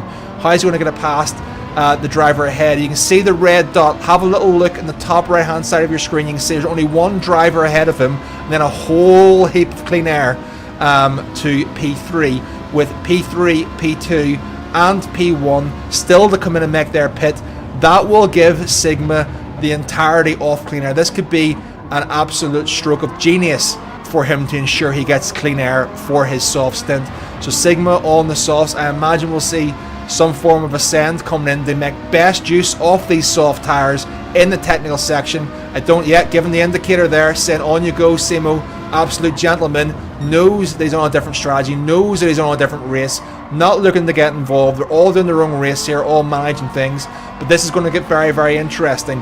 All of a sudden we'll have a race in our hands, which was just really in the first stage of the race, settling in, bedding in, getting things under control, saving your tyres, managing your fuel. But now we've had our first set of pitters. Now decisions have been made with Mumu and Sigma, the first to make their pit stops on the medium tyres. Sigma going for the alternative strategy on the softs and making massive headway. We've now got Quarto coming in a lap later, 16. The top 3 are coming in all on 40% off fuel. Exactly the same amount of fuel. Who's going to fuel more? Will any of them decide they want to go for a middle stint on the softs and join Sigma, as Sigma will surely clear these drivers, having made an excellent outlap, probably about 2 seconds a lap faster, having come in from the leading pack. I imagine he will come out here with a lead. Mumu has also made the pass on Simo, who's also come into the pits. And we do have some soft runners there as well, Legatus and Danny. So as it stands, Sigma P1, 4.5 seconds from Mumu in P2 on the medium tyres. 1.5 seconds behind Cuerdo, who has gone for the softs. Nico Matic, second stint, he is in 4th place, having run his soft stint, is on mediums, but only approximately 4 seconds off Mumu, so not looking too bad at all. Legatus, 4/10 behind on a fresh set of softs. I will hope that he will do the favours, Nico will do the favours for Legatus and let him through cleanly. Conti on the softs as well, Danny on the softs as well, Waco on the softs, mediums for Alex, softs for ERS's Alex, just Simo on the fresh mediums, Perlita on the mediums, Moray on the mediums, and Sweet Deep for Thunderlights Sim Racing on the softs as well. Right, things have gotten very interesting all of a sudden, and we're going to see a lot of activity. I think Nico should, on the mediums, just let these soft runners through. I think he is going to go deep and let them through. Absolute gentleman driver from Nico Matic there. You know, you can see he's making his debut appearance, I believe, within the Mach 25 esports scene, giving a good account of himself. And with driving like that, you'll make a lot of friends in racing. You know, understanding that different strategies need to be played out over a 90-minute race. That is what we like to see. No obligation to do so, by the way, but as a driver, it's something you like to see respected and appreciated. Not a rule of thumb, not in the rule book, but considered to be very good and fair play. So we've got Legatus chasing down Mumu on the softs. Mumu is actually holding a little bit of slip to Cuerdo on the softs also. So Mumu is the rogue agent here, really in the top 1, 2, 3, 4, 5, 6. In the top 6, you've got 1 on the second stint in the mediums. That is Mumu. This is going to turn into something very, very interesting. So Mumu is now the man to watch. Obviously the soft drivers, we know that Sigma is getting that 8-second gap. I anticipated a 1.5 to 2 second gap to be opened up from the softs versus the sports mediums. But can Mumu put in an outstanding second stint in the mediums here and put himself into an excellent position to attack the field in the closing moments on the softs versus mediums? He's in a good position as it stands. He's probably aware the 2 drivers behind him are also on softs. I don't imagine it's in his interest to put up much of a fight either, but he has got a 3-second gap. Does he let them through here with the weak slipstream and just go a little bit wide? Does he defend if they're not close enough? I think he's giving the indicators. He is giving the indicators. He's letting them go. He's going to go a bit deep here, let both of them go. He understands the drill. This is not his race. It's about reducing and losing as little time as possible. All this does for Mumu, rather than fighting it, and you can learn a lot from this, rather than fighting these positions and losing half a second in a corner, what it's done is given him another shot at some of that soft tire slipstream. So he is a medium runner here, benefiting from a little bit of slip and weak slipstream. Can he get an extra lap or 2 out of this to make his mediums do pace they wouldn't ordinarily do? We have another driver behind him on the softs coming through, which will give him another crack. So once he drops off the back of Conti, probably somewhere around the middle of this lap after sector 1, he'll have another driver on the rear of him that he can again get a slingshot from, and a little bit of slip down those 2 long straights, giving him the advantage, giving him additional tenths where they can make the difference at the end of the race. All to play for here, as we have Danny closing in, where the softs really play a major factor coming around this fast right hand. You can see that's going to eat right into the time. I don't think the move will be done here. I think it'll be done on the next straight with the exit and advantage that he gets. We'll see a big move. And we've got a penalty ahead. I think that's Legatus has got a penalty. You do not want to have anything happen on your soft stint, but I imagine that Danny will be given the indication to make his move now and make the pass with no defence whatsoever from Mumu. Mumu's just going to leave the door open there, probably come onto the brakes a little bit earlier, a little bit of a lift up to 6th for a short shift, and just filter back in and get his line into this corner. There you go. Nicely done. 5 seconds. This is your race now for the 12 seconds to Sigma. Now Sigma is making better work off these softs. We're really beginning to see the advantage of the softs. I did say it was about 2 seconds a lap, and so far he's proven that to be true. With Waco, the man on the move, the fastest lap of the race at 56.9. Waco is on the soft tires 5 seconds, so 4.6 seconds. It was 5 seconds to start of the lap. You would imagine he will take that out in about 2.5 laps, so around about lap 21 or 22. I expect him to be on to Mumu. Mumu is driving his own race here, still holding a little bit of slipstream, 1.2 seconds. He'll be in clean air in his own right. He will be aiming probably for about a lap 30 stop. In fact, they'll all be aiming for approximately a lap 30 stop, I imagine. And then it will be the vast majority of this top 7. 6 of the drivers will be changing for a medium tyre, I would imagine, with the rogue agent Mumu will be stopping for the soft tyres, and we're going to see all sort of fireworks and chaos as he has to make his way through the field. And they will be defending. They will not be working together. They will be defending from him. They will be fighting tooth and nail, knowing that that's what the points are, that final stint.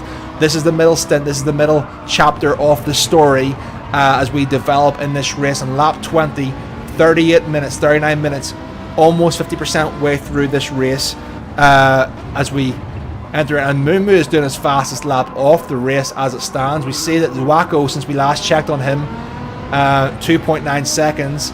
After this particular chicane, if he's around about 2.5 seconds, Waco onto Mumu, P6 and P7, then it is in fact 2 seconds of a difference per lap.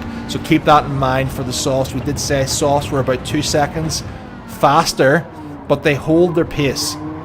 They do hold their pace, but they do have a tendency to overheat if you spin up the rears. Mumu going for the third gear exit there. Again, we saw some drivers using the second gear, maybe gives you an extra bit of torque, but spinning up those wheels and not protecting those tires, getting that extra heat into them that you don't want, will really heavily impact that degradation. As Mumu's on an absolute flyer here with fuel, you can see that he's decided not to fuel at all. He's decided to run it right down, have the less fuel weight for this particular stint, and run it as a lighter car. Danny is a 4-second gap to P5. Conti are 1.5 seconds ahead, having their own little battle with Legatas. I don't think they will battle at all, to be quite frank with you. But Cuerdo and Sigma, 3.7 seconds up the road. But Sigma only pitted 1 lap earlier, I believe. He pitted 1 lap earlier than everyone else. Potentially a 2-lap difference between himself and Cuerdo. And at that stage of the mediums versus those fresh softs, he's got a 6-second gap. But when does his tyres begin to fall off as they come towards the second stint in around lap 30? All to play for in this race. Mumu with a 17-second gap to P1. That's in around where we would expect it to be. That means he's still in contention as far as I'm concerned. A 14 lap stint for Mumu on the softs, around about 2 seconds a lap.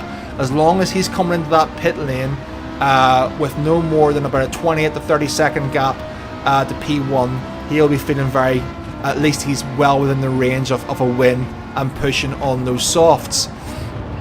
We let Waco through very comfortably there, but it does seem to be a race between the top 7 at this stage, and really, as it stands, it's really anyone's game at this stage.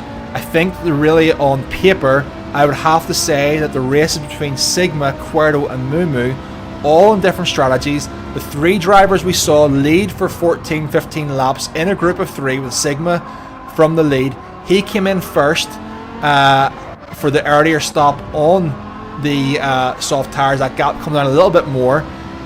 5 or 6 second gap, that can be gained back on tyre wear later on. Cuerdo still in the race, a 4-second gap from Legatas, and Conti making his way right back into this race. You know, he was seemed to be caught up in some sort of chaos earlier on. But I do believe that it is Mumu, Sigma and Cuerdo who are the drivers to watch. Conti making a great turn from the back of the grid, having started in P5 and making his way back through the grid again with this alternate strategy. But with 21 laps in the book, almost halfway through the race. I think we've got a very exciting final stint, a final 30 minutes of the race, around about lap 30 to conclusion. Let me know again, who do you think, who's your money on, who are you thinking is going to be the ones to watch for this race? Can you see any anomalies occur? Do you think that someone is going to pull off a masterclass in this race to make a come from behind victory, or as I'm predicating, that Sigma, Cuerdo or Mumu are currently in the driving seat on alternate strategies, longer stints on the same compound, alternate compounds, but I would say somewhere in and around those three drivers are going to come out in their final stint as being the contenders for this race win. It's very, very exciting as we stay on board with Mumu. That gap floating around 21 seconds to Sigma. Sigma's doing an absolute outstanding job. Let's go on board with Sigma and see what is he doing. What is the customs driver doing? The gap has come down to Cuerdo. Now, we did mention that. I think there was a 2-lap difference in the stop. How is he beginning to feel a little bit of pain? You can see the difference in tire wear. And also the fuel, a difference in fuel. So less fuel for Sigma, worse tyres. More fuel for Cuerdo, and better tyres. Bringing it down by a second now from the last lap. So with another 6, 7, 8 laps to go on these tyres, how long can Sigma make this stint last for before he feels the need to pit, before he feels the need to finish off his race on the medium tyres? And what can Cuerdo do to bridge this gap? He's holding the gap to Lagadas at 4.3 seconds. And Conti again, Conti is making some real moves here. He's now got himself into the slipstream of P3. He was nowhere to be seen for the first 7 or 8 laps of this race, having been caught up in some sort of chaos in the opening sector of the race. But he's really, really made an outstanding drive so far to put himself into contention, to at least be amongst the front runners and amongst the top 5, to at least have something to do with his medium tyres on his final stint, with Danny also on the softs. But you can see that Danny is the difference in tyre wear from Danny and Waco, the Isles driver, is substantial, and the difference between Conti and Danny is substantial. Danny for me has been the standout star in terms of tyre saving in this race so far. He did a great job in the mediums, he's doing an excellent job on the softs. I just wonder how long he can extend this stint for. He's chosen the softs now. How long can he extend this stint for? Because he's head and shoulders above everybody else on the soft tyres when it comes to tyre wear. Sigma really struggling now down to 4.7 seconds. We're on board with Mumu. 5-second gap, 23 seconds to P1. Remember, P1 and P7, P1, P2 and P7 were the lead group by a good 2.5-3 seconds before the pit strategies started to happen around lap 14, 15, 16. Where does that gap get to? 23-24 seconds before he comes on to his soft strategy, and we're going to look at him trying to, it's going to be very exciting. He's going to be taking 2 seconds or more out of these front runners and chasing the pack down, playing the chasing game, the complete opposite of Sigma. Sigma is now trying to extend that gap or hold that gap from Cuerdo as much as possible, and they're going to be playing the defensive game. How long can we hold them off for? How long can we hold off this charging driver on the soft tyres in the last 10-12 laps? So very much all to play for. Sigma holding that lead, 4.7 seconds. You can have a little look at the lap times there. As you can see, he's pretty consistent. 57s, low 57s, and you can see on this soft stint where he made the change on lap 16, came in from his pit stop, and he's just slowly but very, very methodically just losing a couple of tenths in and around the high 57s now. That's some very, very consistent driving for what it looks like 1, 2, 3, 8, 9 lap old soft tyres. I reckon he's got another 5 or 6 laps left in these.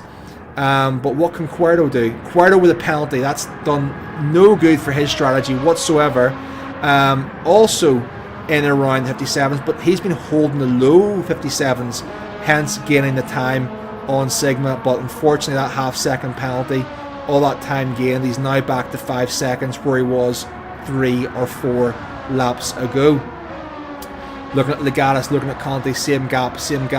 Danny closing in on Conti. Conti with the worst tyres. You can see the driver, the alien driver Danny, much better tyres than Conti. How much resistance will Conti show to the alien driver whenever he starts getting right up into, which I would imagine will be with anywhere in the next lap and a half, into an overtaking position? Do they fight, or do they play the long game? Waco 7 seconds off, another 7 seconds to Mumu at 26 seconds of a gap to P1.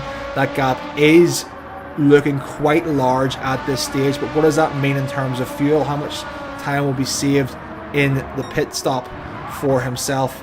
If we have a little look at Sigma in and around the same, Cuerdo with a fuel advantage, that will definitely be seconds. So let's forget about the tires, let's forget about that 5 seconds for a moment. Look at the difference in fuel.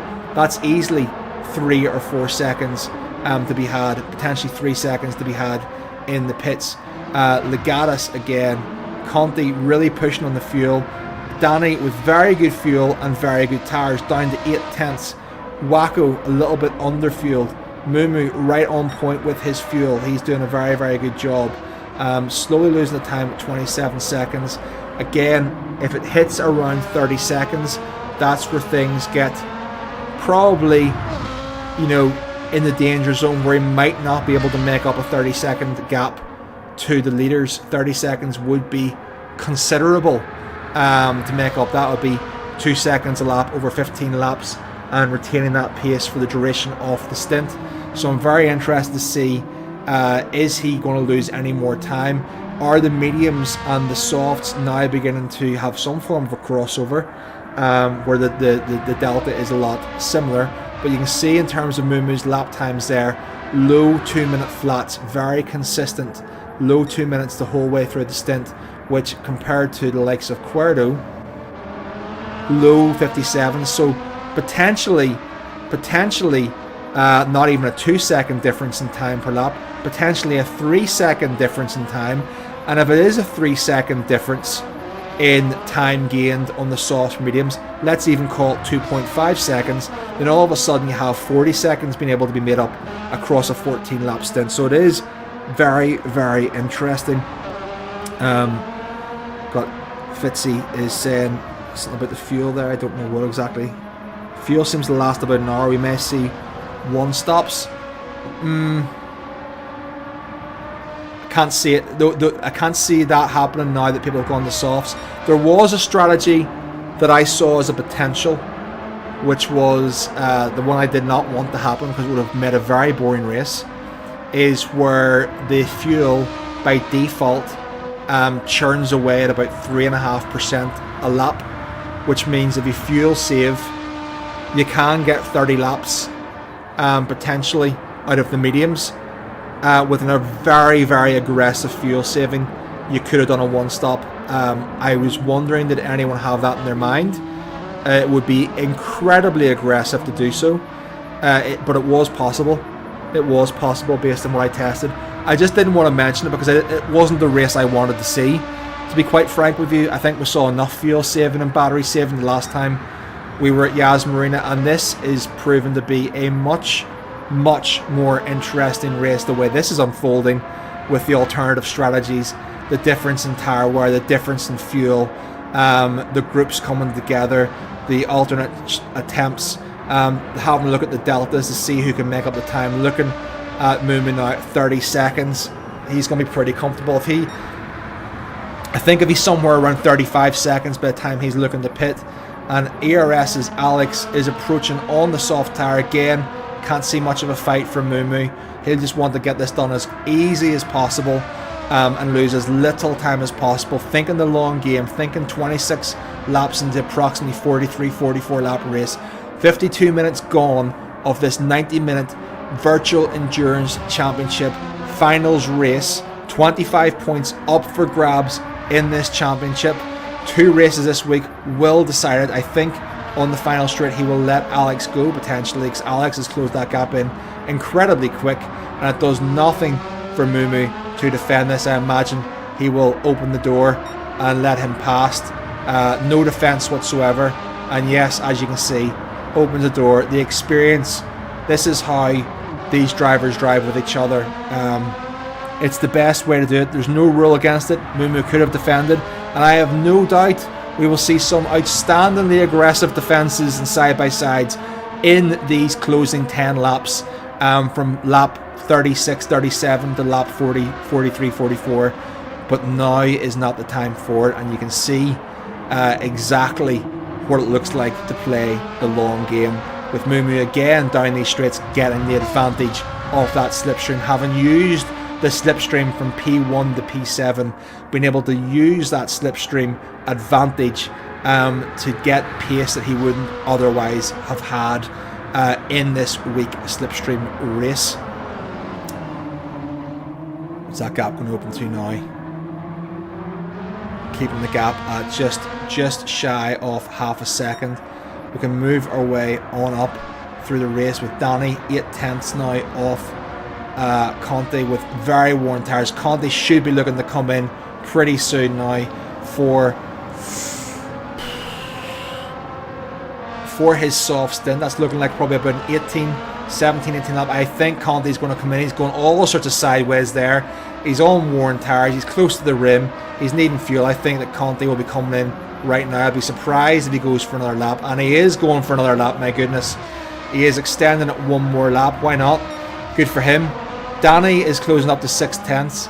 The gap, Quarto again with a half-second penalty.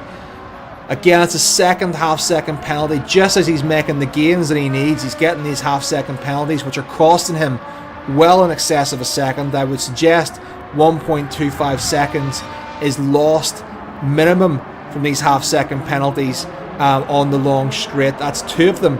2.5 seconds are lost. He'll be right on Sigma now as it stands, with Sigma on the older, earlier stop. But he's on his fuel now, so he'll be looking to come in pretty soon. You'll see these final stops.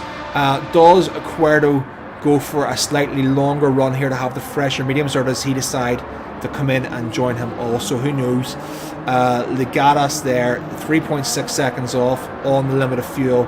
Again, we got Conti on the limit of fuel and tyres. Danny, again, floating around that 8/10 mark. He's going to have some clean air. Danny potentially has another 3 or 4 laps, I think, of fuel and tyres left with how he's run this race. He was the tyre saver. He was the person we pointed out as having the best tyres off the race. 8 seconds off was Waco. Alex extending that gap to 1.7, 1.8 seconds to Mumu. Mumu holding his own, holding that race. I think that Mumu will look to get another 2 laps potentially, including this one, lap 29, lap 30. I would suggest that Mumu will be looking to come in probably at the end of lap 30. Maybe if he can extend it, lap 31, but that is what I believe to be the plan. One last dash for cash on the soft tyres, enough fuel that he can be aggressive and push and make those moves when they count in the closing laps, when people start looking at the fuel, managing the fuel, short shifting, being able to make those moves down the straight, exiting full throttle, getting all the use of all the revs is what I anticipate to happen. But stranger things have happened. And we'll just keep an eye on Mumu as that gap opens to 2 seconds. 33 seconds now is the gap. Leaving a lot of work to be done, but my goodness, is this going to be exciting in the third stint, in the third act of this race, when it all comes together. What an exciting race this is going to be. 7 drivers ahead of the Vanquish Esports driver, all went for the middle stint on the soft tyres. Was that the right move? Was it the wrong move? Who's benefited the most? Who's benefited the least? We do not know the answer to that yet, but it's going to be certainly exciting to see. Mikolaj Sedziak, we know him as Mumu, have an outstanding task ahead of him to claw back what will probably be somewhere in the region of 36, 37 seconds, thereabouts, when he makes his pit stop on that final stint, and I am here for it. I am looking forward to seeing how that unfolds. But moving our way back through the field to see where Quarto is. Quarto, despite the penalty, has pulled that gap down to 3 seconds. Both of them are running on fumes at this stage. Both of them, it seems, are going to have to come in. It seems that Sigma has made this work for him. with the early stop. He's run an extra couple of laps on those tyres. They are not in great shape, but he has made it work and held and retained at least a 2.5 to 3 second gap. And I think that is largely down to the penalties that Cuerdo had, which equate to about 2.5 seconds. Otherwise, Cuerdo would have been right with them where they started on laps P1 to 15 alongside Mumu in P8, running the alternate strategy to finish on the softs. As we are on lap 29, I think we are coming across the line for another lap. And we do have Sigma has come in on 2% of fuel, is coming in on the softs, is going to make the change to the mediums. He's going to be in his final stint. Where is he going to come out with regards to traffic? Conti has come in. We knew he'd be coming in. He was in fumes as well. Cuerdo going for the extra lap. Cuerdo has one extra lap left in him on these soft tyres. We know the soft tyres are running about 2 seconds faster. Given there was a 2.5 second gap going into the pits, will this be enough? This extra additional lap on worn softs. We know the worn degraded softs do not lose performance as fast as their racing counterparts. These will still be about a 2 second gap. I anticipate if Cuerdo comes in on this particular lap, he will be coming out probably within the slipstream of Sigma, who is now leaving the pack. But what does that mean in terms of where he comes out with Mumu on the medium tyres? 1.5 seconds again. It looks like Mumu is perfectly placed here. He can see now, and he hasn't made his pit stop, he can now see the race leader for the first time in what is 15 laps. They raced together in a pack with Cuerdo for the first 15 laps. Now he is sitting racing in the slip, punching a hole in the air is Sigma down the straight, 1.7 seconds. They know that these two drivers, believe it or not, they are going to meet again potentially in the next 14 laps when Mumu gets a fresh set of tyres on, fresh set of softs, and starts pushing through that field. But what I want to know is how many drivers does Mumu have to get through? Where is this pit stop going to put him? Because they will be a lot less friendly at letting people go as they were in the second stint where they were on converging strategies. This is going to be very interesting. Mumu now at 1.6 seconds. We're going to have a little look for Sigma coming through here. We're going to have a look at where Cuerdo is, because I anticipate that Cuerdo is going to make his pit stop. Now he is making his pit stop. It's a clean one. Getting across the lines, not making sure he crosses the lines. He's going to be going on the mediums and fueling up for the race. Legaras is in also, but I want to keep my eye on Sigma, where Sigma comes out.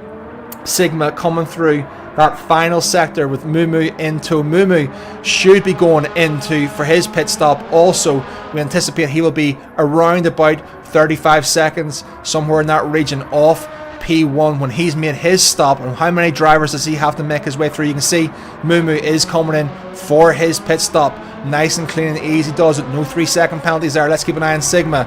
We got now Cuerdo coming out of the pits. Now where is Cuerdo going to be? We were racing with Mumu, we were racing with Sigma, the three drivers who were leading the race. Danny in P1, who was the tyre saver, is still out on track. Have a little look to see where that is going to be. Where is the other driver? And you can see they're right together as predicted, but Cuerdo has held. Cuerdo has taken position. Cuerdo with the extra lap on the softs has regained track position. Sigma having a little look, but I think he's going to leave it to later on. If these two drivers start fighting on the mediums or get any ideas into their head, that'll play right into the hands of Mumu, who we're going to go and have a little look now to see exactly where he is, all the way back in 10th position. Where's that going to put him? What are these drivers going to do? Are they going to be favourable? Are they going to be friendly? Are they going to ensure he gets an easy run? Or are they going to defend for their lives? Let's hope it is the former and not the latter, because we could have a very exciting race. It's a big send from Nikolai Sedjak. He knows he's got it all to do. That was a clean move as far as I'm concerned. Held the apex, made his intentions very, very clear, but he knew he had to get it done. He knew he had to make the move to get past these back runners, and he's going defensive. He knows he will get the exit speed on the fresh set of softs, but it's all to play for now. A 9-second window to the next driver, Simo, which gives him everything he needs, which is clean air to make up as much of this deficit as he can. 56 seconds. Mumu looks to have fueled incredibly heavily there. I'm not sure exactly how much fuel, but that looks like fuel to push if you ask me. What is the fuel like with Danny coming in now? What is Danny doing? You can see Sigma has a massive amount of fuel as well. In fact, if anything, Mumu appears to have underfueled, comparatively speaking. 56 seconds is the gap. 14 laps potentially, 13-14 laps to go. But that is 56 seconds to their leader, which is Danny. I want to see what that delta is going to be whenever everyone has come in. So P1 will get the real delta now for Mumu. 30 seconds, 31 seconds with about 13 laps left to go. 2.5 seconds a lap should do it. This is absolutely massive. We're going to go on board with Quarto and Sigma. Sigma has made the move. Sigma wants the track position. He likes leading. Some drivers like to lead, some like to follow and wait until that moment and make one overtake and one overtake count. It seems that Quarto is more than happy to let Sigma lead this race. Legatas 5 seconds off. Danny making his way back up with that tire saving strategy into P4 on the medium tires. All on medium tires now, P4 to P1. Can he put himself into a podium position? I think 5 second gap for the leaders P1 and P2. Will only contender we can really see for that will be Mumu. But Danny putting himself into a very strong position to fight with Legatas. And Conti coming back very strong. We know that he had some trouble in the opening rounds, but it's Mumu. Watch this gap decrease down to 5 seconds now to Sigma, 29 seconds to our leaders. This is a race to the finish. We've got an hour and 4 minutes on the clock. That gives us 26 minutes left of racing at around about 2 minutes a lap. 26 minutes of race. And Mumu's made a big mistake. He's just outbroke himself there. That is absolutely huge for his goals and aspirations. He's lost the guts of 2 seconds in that one corner. That is 1 lap worth of gain. Almost 1 full lap worth of gain in one corner, and it's easily done.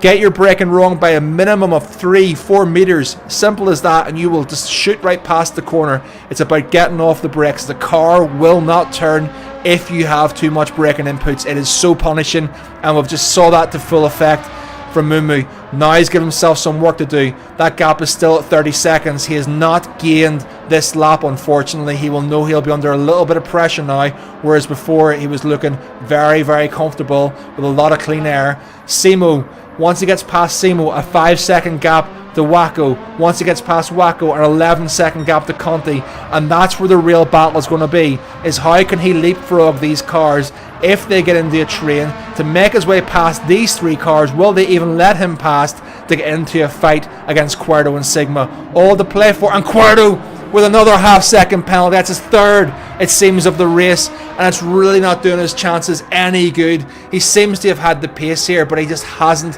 had the consistency with the track limit penalties coming back to bite him time after time, which is great news for Sigma, because Quarto will no longer benefit from the slipstream. I imagine he will fall out of slipstream or on the fringes of it at the very least, which means no benefits in terms of fuel saving and no benefits in terms of making a lunge later on. Can Sigma open this gap up for the most technical section of the track to ensure that Quarto no longer feels the benefits in this final stint? 8 tenths, 9 tenths, up over a second into the braking zone. What can Quarto do? We're lucky. In fact, I think Quarto is quite lucky and fortunate that that penalty zone is so close to the braking zone that he hasn't actually lost that much. He is now full push mode to ensure he can get back under that 5 tenths, which is where he can sit most comfortably. Want to go back on board with Mumu. Where is Mumu now in terms of 2 seconds off Simo? I don't imagine Simo will put up much of a fight. I think the friendly thing was done earlier for both drivers, and Simo will repair the favour. When it comes to finishing position, I can't say the same for the top 5 when it comes to Conti, Danny and Legatas, who are now fighting for those positions, for those points in this championship. But we'll sit on board with Mumu as he closes in to make that first pass and give himself another bit of clean air with another bit of work to do. Approximately 10 or 11 laps remaining. We don't know exactly yet. We're just working off the timer in the bottom left hand side of the screen.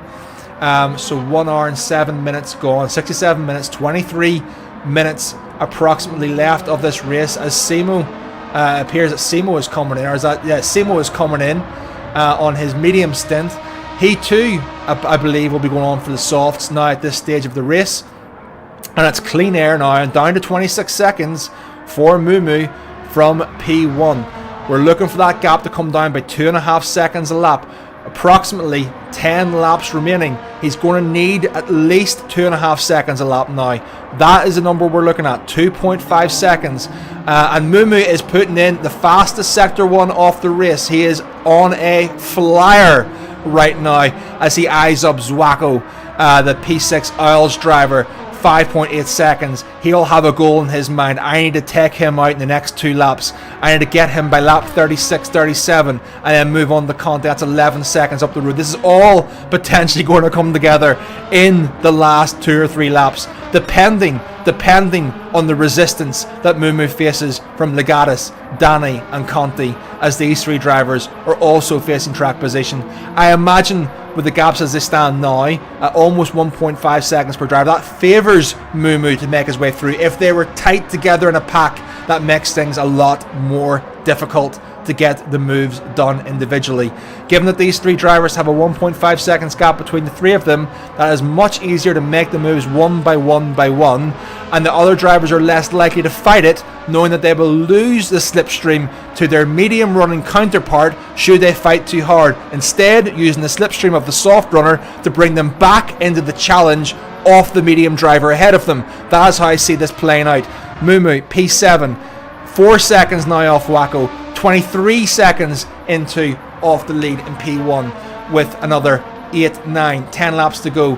1 hour and 9 minutes, 21 minutes left to go, approximately 2 minutes a lap or a little under for the drivers on track. As we head into 23 and a half seconds with the fastest lap of the race by Mikolaj Sedziak, the Vanquish Esports driver, the World Tour qualifier in his debutant year, is making an absolute charge in this final stint on the soft tyres, going for the alternate strategy to hold his softs till the end of the race, and he is absolutely carving that time out of the Delta. 22 seconds now. Look at it coming down with approximately 9 laps left to go. 9 laps left to go at 2 seconds is 18. 2.5 seconds, 9 laps is another 4.5 seconds. This is right on coming together in the final lap at 2.5 seconds being carved out per lap. Mumu, providing he doesn't get held up in traffic, providing he gets these moves done clean, he will be right on Cuerdo and right on Sigma, right where the 3 of them were in the first 15 laps of the race, where they all decided to go their separate ways and separate strategies as this race begins to come together in the last 20 minutes of this race. Wacko, 1.7 seconds off Mumu. Fastest lap again for Mumu. He is absolutely charging through the field. I do not think the Wacko will put up much of a defence, much of a fight. I think he will let him go once they get on to the final home straight, which will be about 1.2 seconds. I do not believe he will want to hold up the driver for Vanquish Esports too much. I think he will let him go clean and leverage the slipstream to potentially bring himself back up to P5, P4 and P3 battle. Let's see how this goes down with Wacko, who has done an outstanding job so far in managing this incredibly difficult car for 35 laps in this virtual esports championship run by Mac 25 game. Mumu right on to him now. Open the door for him. Wacko done the right thing. Mumu going to make the pass easy. Probably see a little lift from Wacko. Let him get the race inside racing line. Done the job. Perfect. Mumu 19.5 seconds. Eating into that lead. Lap after lap after lap. This is going to come down to the wire. I feel this is going to come down to the very final lap for the win. P1 Sigma. P2 Cuerdo. 4/10 off. Next gap 6 seconds. 5.5 to Legatus. A second to Danny. Our tire saving masterclass in tire saving from Danny to make his way right up the field into these positions. You can see the tire wear and how well he manages. You can see he's got the best of the 3. He could be the rogue element who gets through Legatus potentially and offers up the last bit of resistance to Mumu getting onto the wheels of Cuerdo and Sigma for the race win. Mumu now has clean air. Gap down 18 seconds. He's now got a 10-second gap, which will be wanting to eat that gap out probably in the next 3 to 4 laps to Conti. So we're looking for really lap 39 to lap 40 to make his charge in stages through the race. Wacko doing the right thing, has retained 1.2 seconds, so he has benefited from that slipstream. to at least hold off and retain his position. Knew he wasn't going to be able to put up a fight against Mumu for too long, and let him through and got some of that benefit. Good racecraft from the Isles driver, but it is Nikolai Sejak really leading the charge here. Down to 18 seconds, 10-second gap to Conti. That needs to come down very, very fast. That'll be needing to come down really 2.6, 2.7 seconds per lap to get through these drivers one by one. For Mumu, he needs to see these gaps. You can see the gaps there. There's the gaps you have there. But Danny, as we said, is right on the back now of Legatus. Danny is going to be the driver coming through. But if these drivers start battling for position, as they have every right to do, given the stage of the race, they can battle whenever they want to.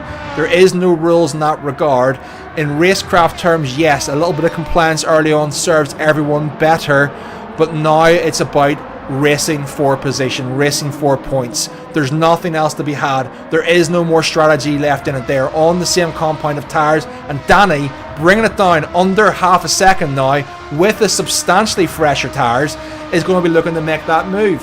What does that mean for bringing Conti back into the race, and what does that mean for Nikolai Sejak when he tries to make a move in all three? Does he get held up in this chasing pack group as they battle for positions 3, 4 and 5, or can he make it all in one swift send, one swift dive bomb to get things done? 15 seconds to the leaders now. 15 seconds, 37 laps done with 1 hour and 14 minutes, 16 minutes left of racing, approximately 8 laps before we see the final lap banner appear in this first round of our finals of the the virtual esports championship for virtual endurance challenge for Mac 25 gaming. Down to 7.5 seconds now for Mumu off the back of the OP driver, who is falling a little bit to the wayside of Danny, who has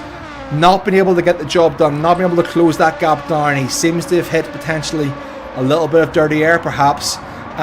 He isn't able to get close enough to get the move done. Was down to 4/10, but can't quite get close enough to make a move or a striking distance.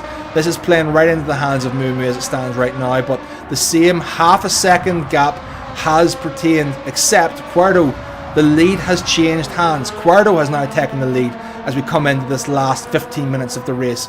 Having a little look at the tyres, Cuerdo is on the fresher set of tyres, roughly the same amount of fuel. Little bit of an advantage for Sigma, but it's the tyres of Cuerdo, the tyre management of Cuerdo versus, I believe, Sigma on the pad, and that's opened up to 3/4 of a second. The fact that these two drivers are not in potentially touching distance again plays into the hands of Nikolai Sejak. Up to P6 now. Where is he sitting? 13 seconds to go. Oh my goodness. 6 laps potentially on the clock. Just over 2 seconds a lap required. 5 seconds to Conti. 2 laps to take out the Conti. 5.5 seconds. I think he's looking to get that done the next 2 laps. Then he's right into the thick of things. What can he do? What can he do in terms of holding that? Look at the consistency of those lap times. My goodness.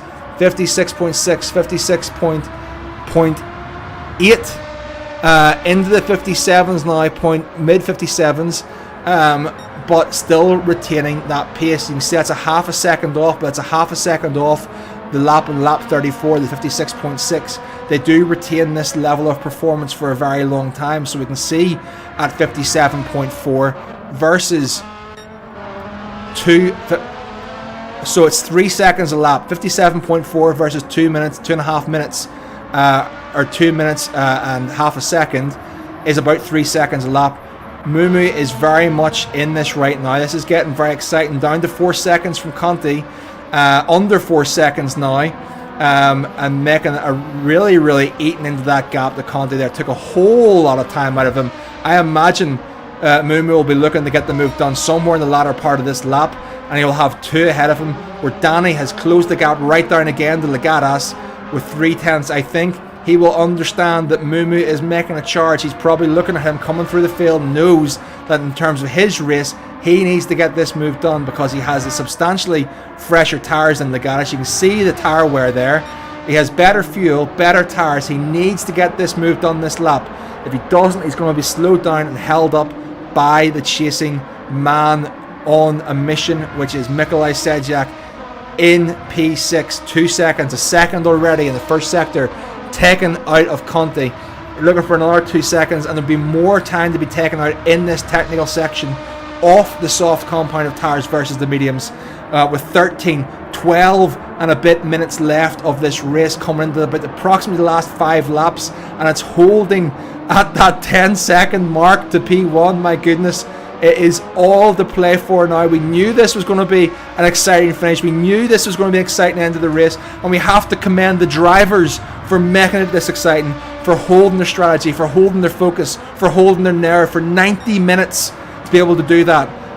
They're going to make mistakes. Everyone's going to make one, but across 90 minutes to only make a mistake here or there and hold your strategy is absolutely outstanding at the moment.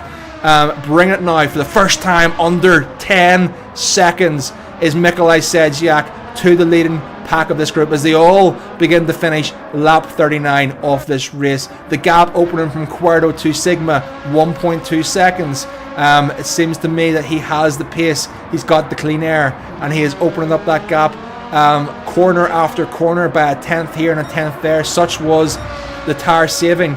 Danny again holding it within 3/10. Can't quite get under that 2/10 threshold to make the move, but now he is. Is he going to have a little look up the inside? No, he just holds off. He holds off, potentially thinking, if I fight him now, it's too early. I bring Conti back into the race if we go side by side. Are they going to work together? Are they going to work together until the final moments of this race where a move can be made? But we look again with Mumu. Mumu, right on. I said at the end of the lap, 3 seconds is gone. Is Conti going to defend? He is not going to defend. He's going to open the door, and Mumu is going to make an almighty send into the hairpin to get the job done. Up to P5, 8.5 seconds with 40 laps, lap 40, and we've got 10.5 minutes, 10.5 minutes to go. Nikolai Sejak, 8 seconds to the lead. He is on a mission. 2 seconds to Danny, and Legatas up ahead. Conti getting the benefits off that slipstream, again making the smart move, but a side by side, Danny making the move in Legatas. It slowed them right down. This is going to pay absolute trumps for Mumu, who is now in the slipstream of Legatas and Danny. They will be sitting ducks in the next 2 sectors. I imagine somewhere around the start-finish straight, Mumu will be in a position for this very technical final sector to get the move done. 7 seconds to the lead. That was outstanding. Danny knew he had to get the move done or he was going to be a sitting duck to Mumu. Now it's Legatas. What does Legatas do? Legatas is having that difficult position. He is having to attack and defend at the same time on a harder compound of tire against the World Tour driver of Nikolai Sejak, who is making his moves. He is looking and waiting an opportunistic 7 seconds, looking at Legatas. When will he get that move done? Will he have a look on the inside? Will he wait until the start-finish straight? What defense will Legatas do? It looks like he's going for the move now into the final corner to get that one done. And now he's looking for Danny. Danny with 7.5 seconds, but he's lost half a second of time. 7.3 seconds for Mumu to the leader. That did cost him some time getting through that pack, but it could have been a hell of a whole lot worse. With 9 minutes left of racing to go, what defense does Danny put up? What defense can he put up on the medium tires? He has the freshest of all the medium runners. He has the freshest of the medium tires. He is opening up a 1 second gap, but will Mumu make another send here? Will he wait and hold off? Maybe he opens up the angle, waits and looks for the better exit, and that is exactly what he's doing, eyeing him up. Look at that delta come down now, under 2/10, going to pull off to the left. Is Danny going to go defensive against the soft runner? I don't know if that's advisable. He's got his own race and he is going for the move.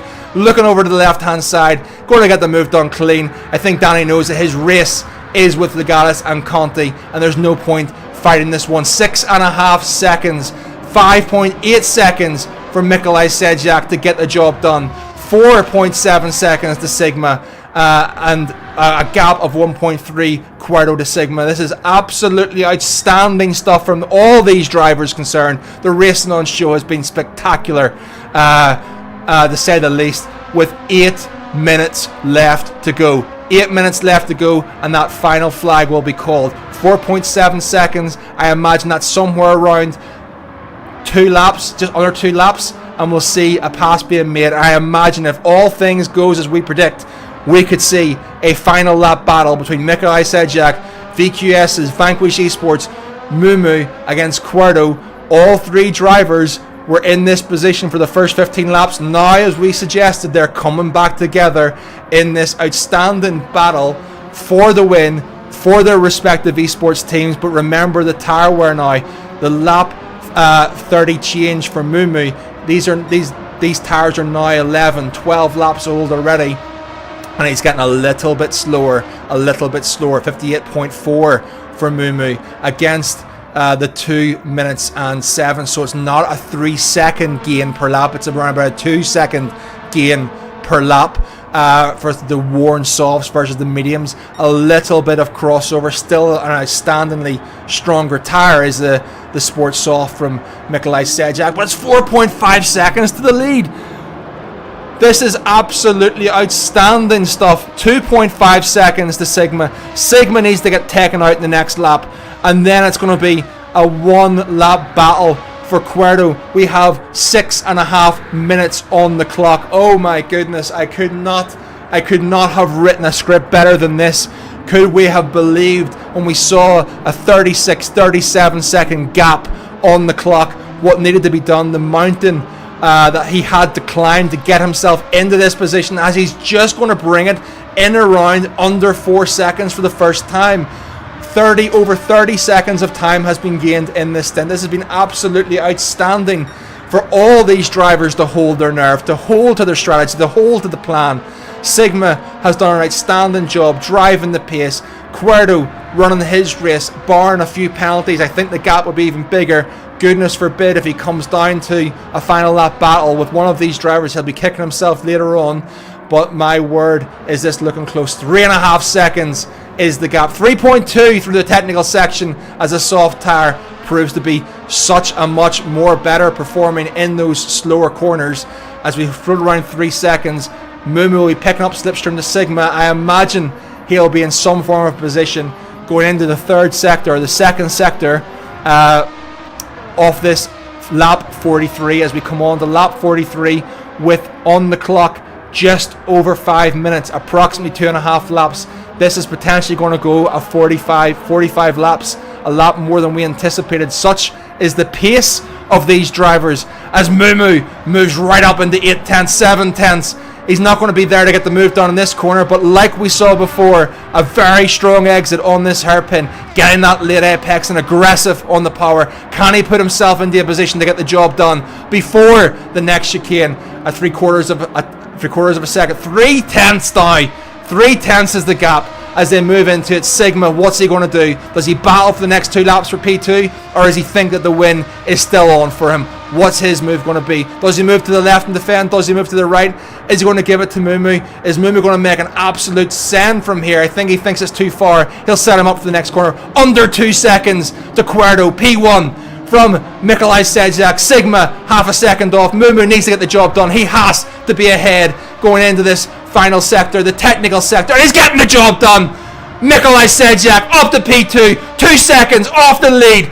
He was down in P11. He was 36 seconds off the lead. He's done his soft stint last. He's getting a nice deep line, under 2 seconds to get that powerful exit and drive out of that corner on the final technical sector. Down to 1.7. This is where the time can be made up on this soft compounded tires. 1.6. Corner after corner, 10th after 10th coming down on the lap 44 with only moments left. We've got 3.5 minutes left, and it is going to come down to the last laps between the 3 drivers. Cuerdo, Mumu, Sigma, Krakensteins, Vanquish Esports, and Customs GT. Outstanding racing from the 3 drivers who have all went on alternate strategies. It's 1.2 seconds.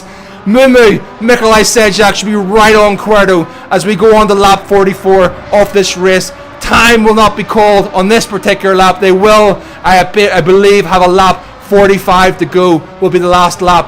But my goodness, will Cuerdo, and if he fights for everything and defends for his life, it brings Sigma back into the fray. It brings Sigma back in. Every side by side will be 4 tenths lost, and all of a sudden Sigma is looking to be involved in this fight as well. Is that what Cuerto wants? Does Cuerto make a tactical decision to sacrifice the win and take P2 and take a comfortable P2, or does he fight it tooth and nail to the death? This will tell us everything we need to know.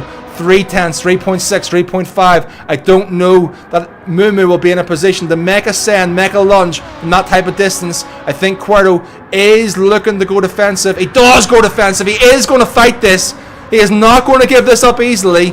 And it's 2.2 seconds. I think there's enough time. Mumu around the outside, taking the inside line. We're outstanding driving from both these drivers, side by side. It's a drag race on lap 44. They're going toe to toe, head to head, battling, drag race down this straight into an absolute send zone. What can Nikolai Sedzak do? Cuerto holding that inside line, holding it round the outside.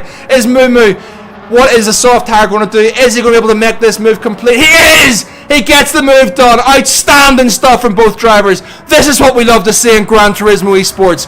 Absolutely fantastic. What a race. But it's not over yet. Still work to be done. Nikolai Sedzak, half a second gap. Cuerto now in P2. The chaser will have the benefit of slipstream. Has he got anything left in the tank to hold this driver, to hold him off, or can he make a comeback? Remember, any form of penalty and it is curtains. Second and a half to be lost easily.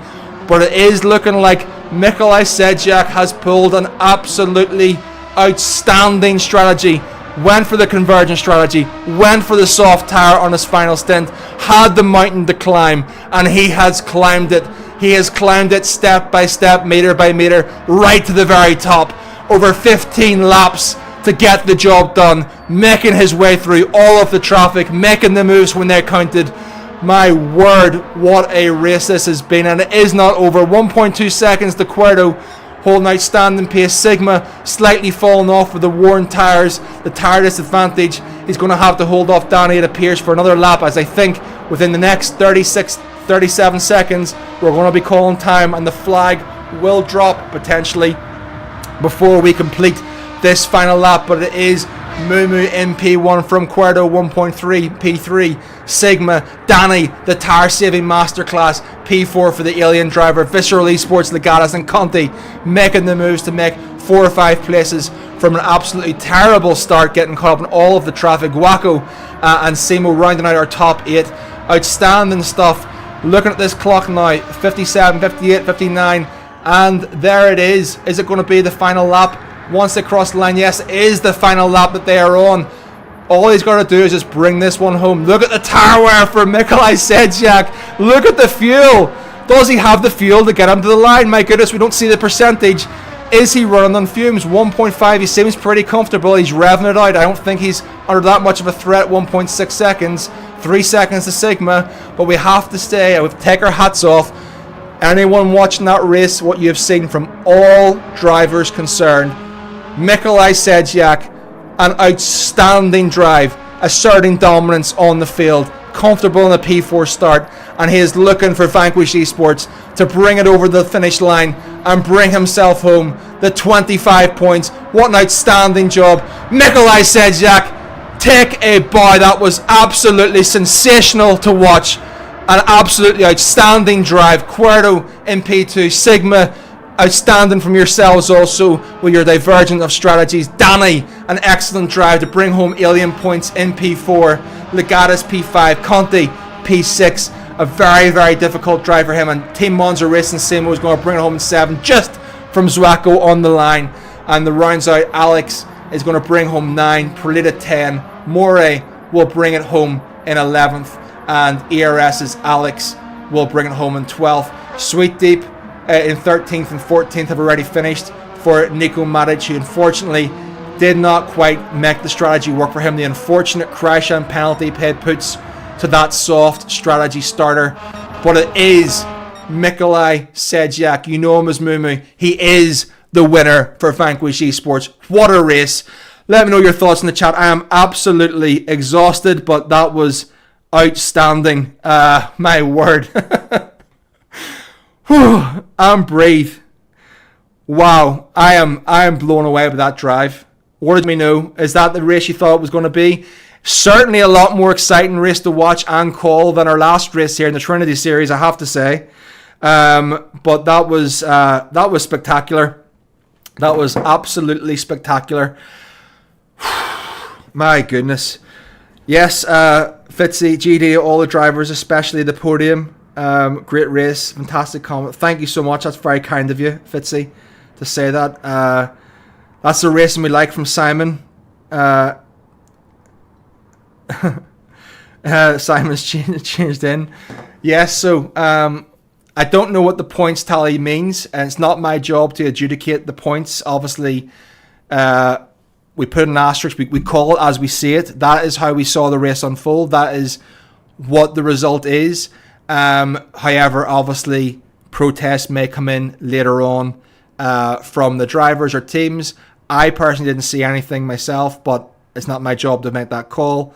But as we see it, it is Mikolaj Sejak getting the 25 points, followed by Quarto, and followed by Sigma in P3 with the big points. That's going to shake up things as we move into our very final race of the championship.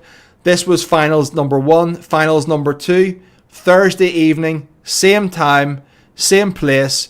We'll be having both an English and Spanish commentary, and my goodness, I think, and I don't say this lightly, I think we're in for potentially an even better race.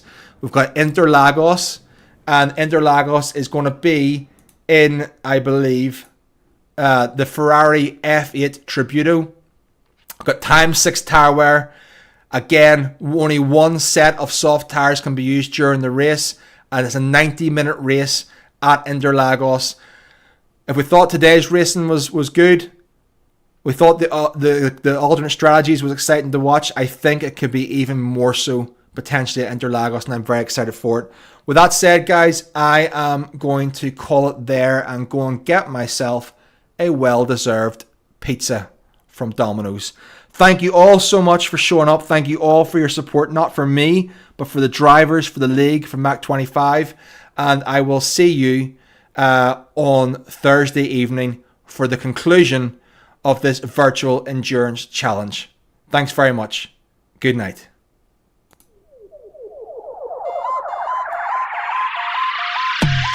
Chat about the flow now, quick like clockwork. Got swagger up, move smooth, yeah, I work. Booty by the weak loss, that's my drip. Booty on your cheek loss, that's my drip. Booty by the weak loss, that's my drip. Booty on your cheek loss, that's my drip. Fast pace, basic, can't replace it. Move quick, so sick, got to chase. Fast pace, basic, can't replace it. Move quick, so sick, got to chase. Fast pace, basic, can't replace it. Move quick, so sick, got to chase it. Rhymes at speed, no need to pause. Style so clean, yeah, I'm my own boss. Keeping it sweet, make them all stop. Keeping it sweet, make them all stop. Keeping it sweet, make them all stop. Keeping it sweet, make them all stop. Fast pace, basic, can't replace it. Move quick, so slick, got to chase. Fast pace, basic, can't replace it. Move quick, so slick, got to chase. Fast pace, basic, can't replace it. Move quick, so slick, got to chase it.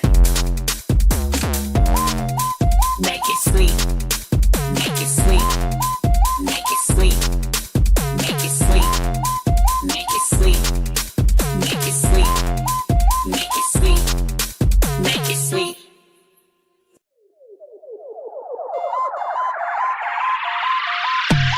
Chat about the flow now, quick like clockwork. Got swagger up, move smooth, yeah, I work. Booty by the weak loss, that's my drip. Booty on your cheek loss, that's my drip. Booty by the weak loss, that's my drip. Booty on your cheek loss, that's my drip. Fast pace, basic, can't replace it. Move quick, so sick, got to chase. Fast pace, basic, can't replace it. Move quick, so sick, got to chase. Fast pace, basic, can't replace it. Move quick, so sick, got to chase it. Rhymes at speed, no need to pause. Style so clean, yeah, I'm my own boss. Keeping it sweet, make them all stop. Keeping it sweet, make them all stop. Keeping it sweet, make them all stop. Keeping it sweet, make them all stop.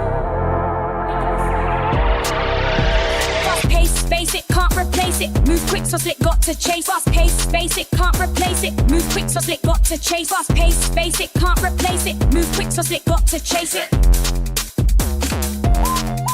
Make it sweet, make it sweet, make it sweet, make it sweet, make it sweet, make it sweet, make it sweet, make it sweet.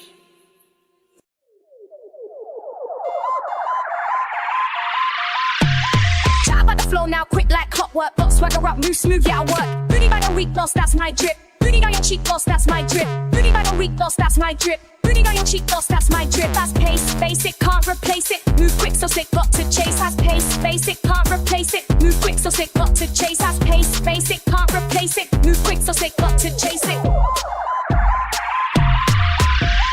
Rhymes at speed, no need to pause. Style so clean, yeah, I'm my own boss. Keeping it sweet, make them stop. Keeping it sweet, make them all stop. Keeping it sweet, make them all stop. Keeping it sweet, make them all stop. Fast pace, basic, can't replace it. Move quick, so slick, got to chase. Fast pace, basic, can't replace it. Move quick, so slick, got to chase. Fast pace, basic, can't replace it. Move quick, so slick, got to chase it. Make it sweet. Make it sweet. Make it sweet. Make it sweet. Make it sweet. Make it sweet. Make it sweet. Make it sweet.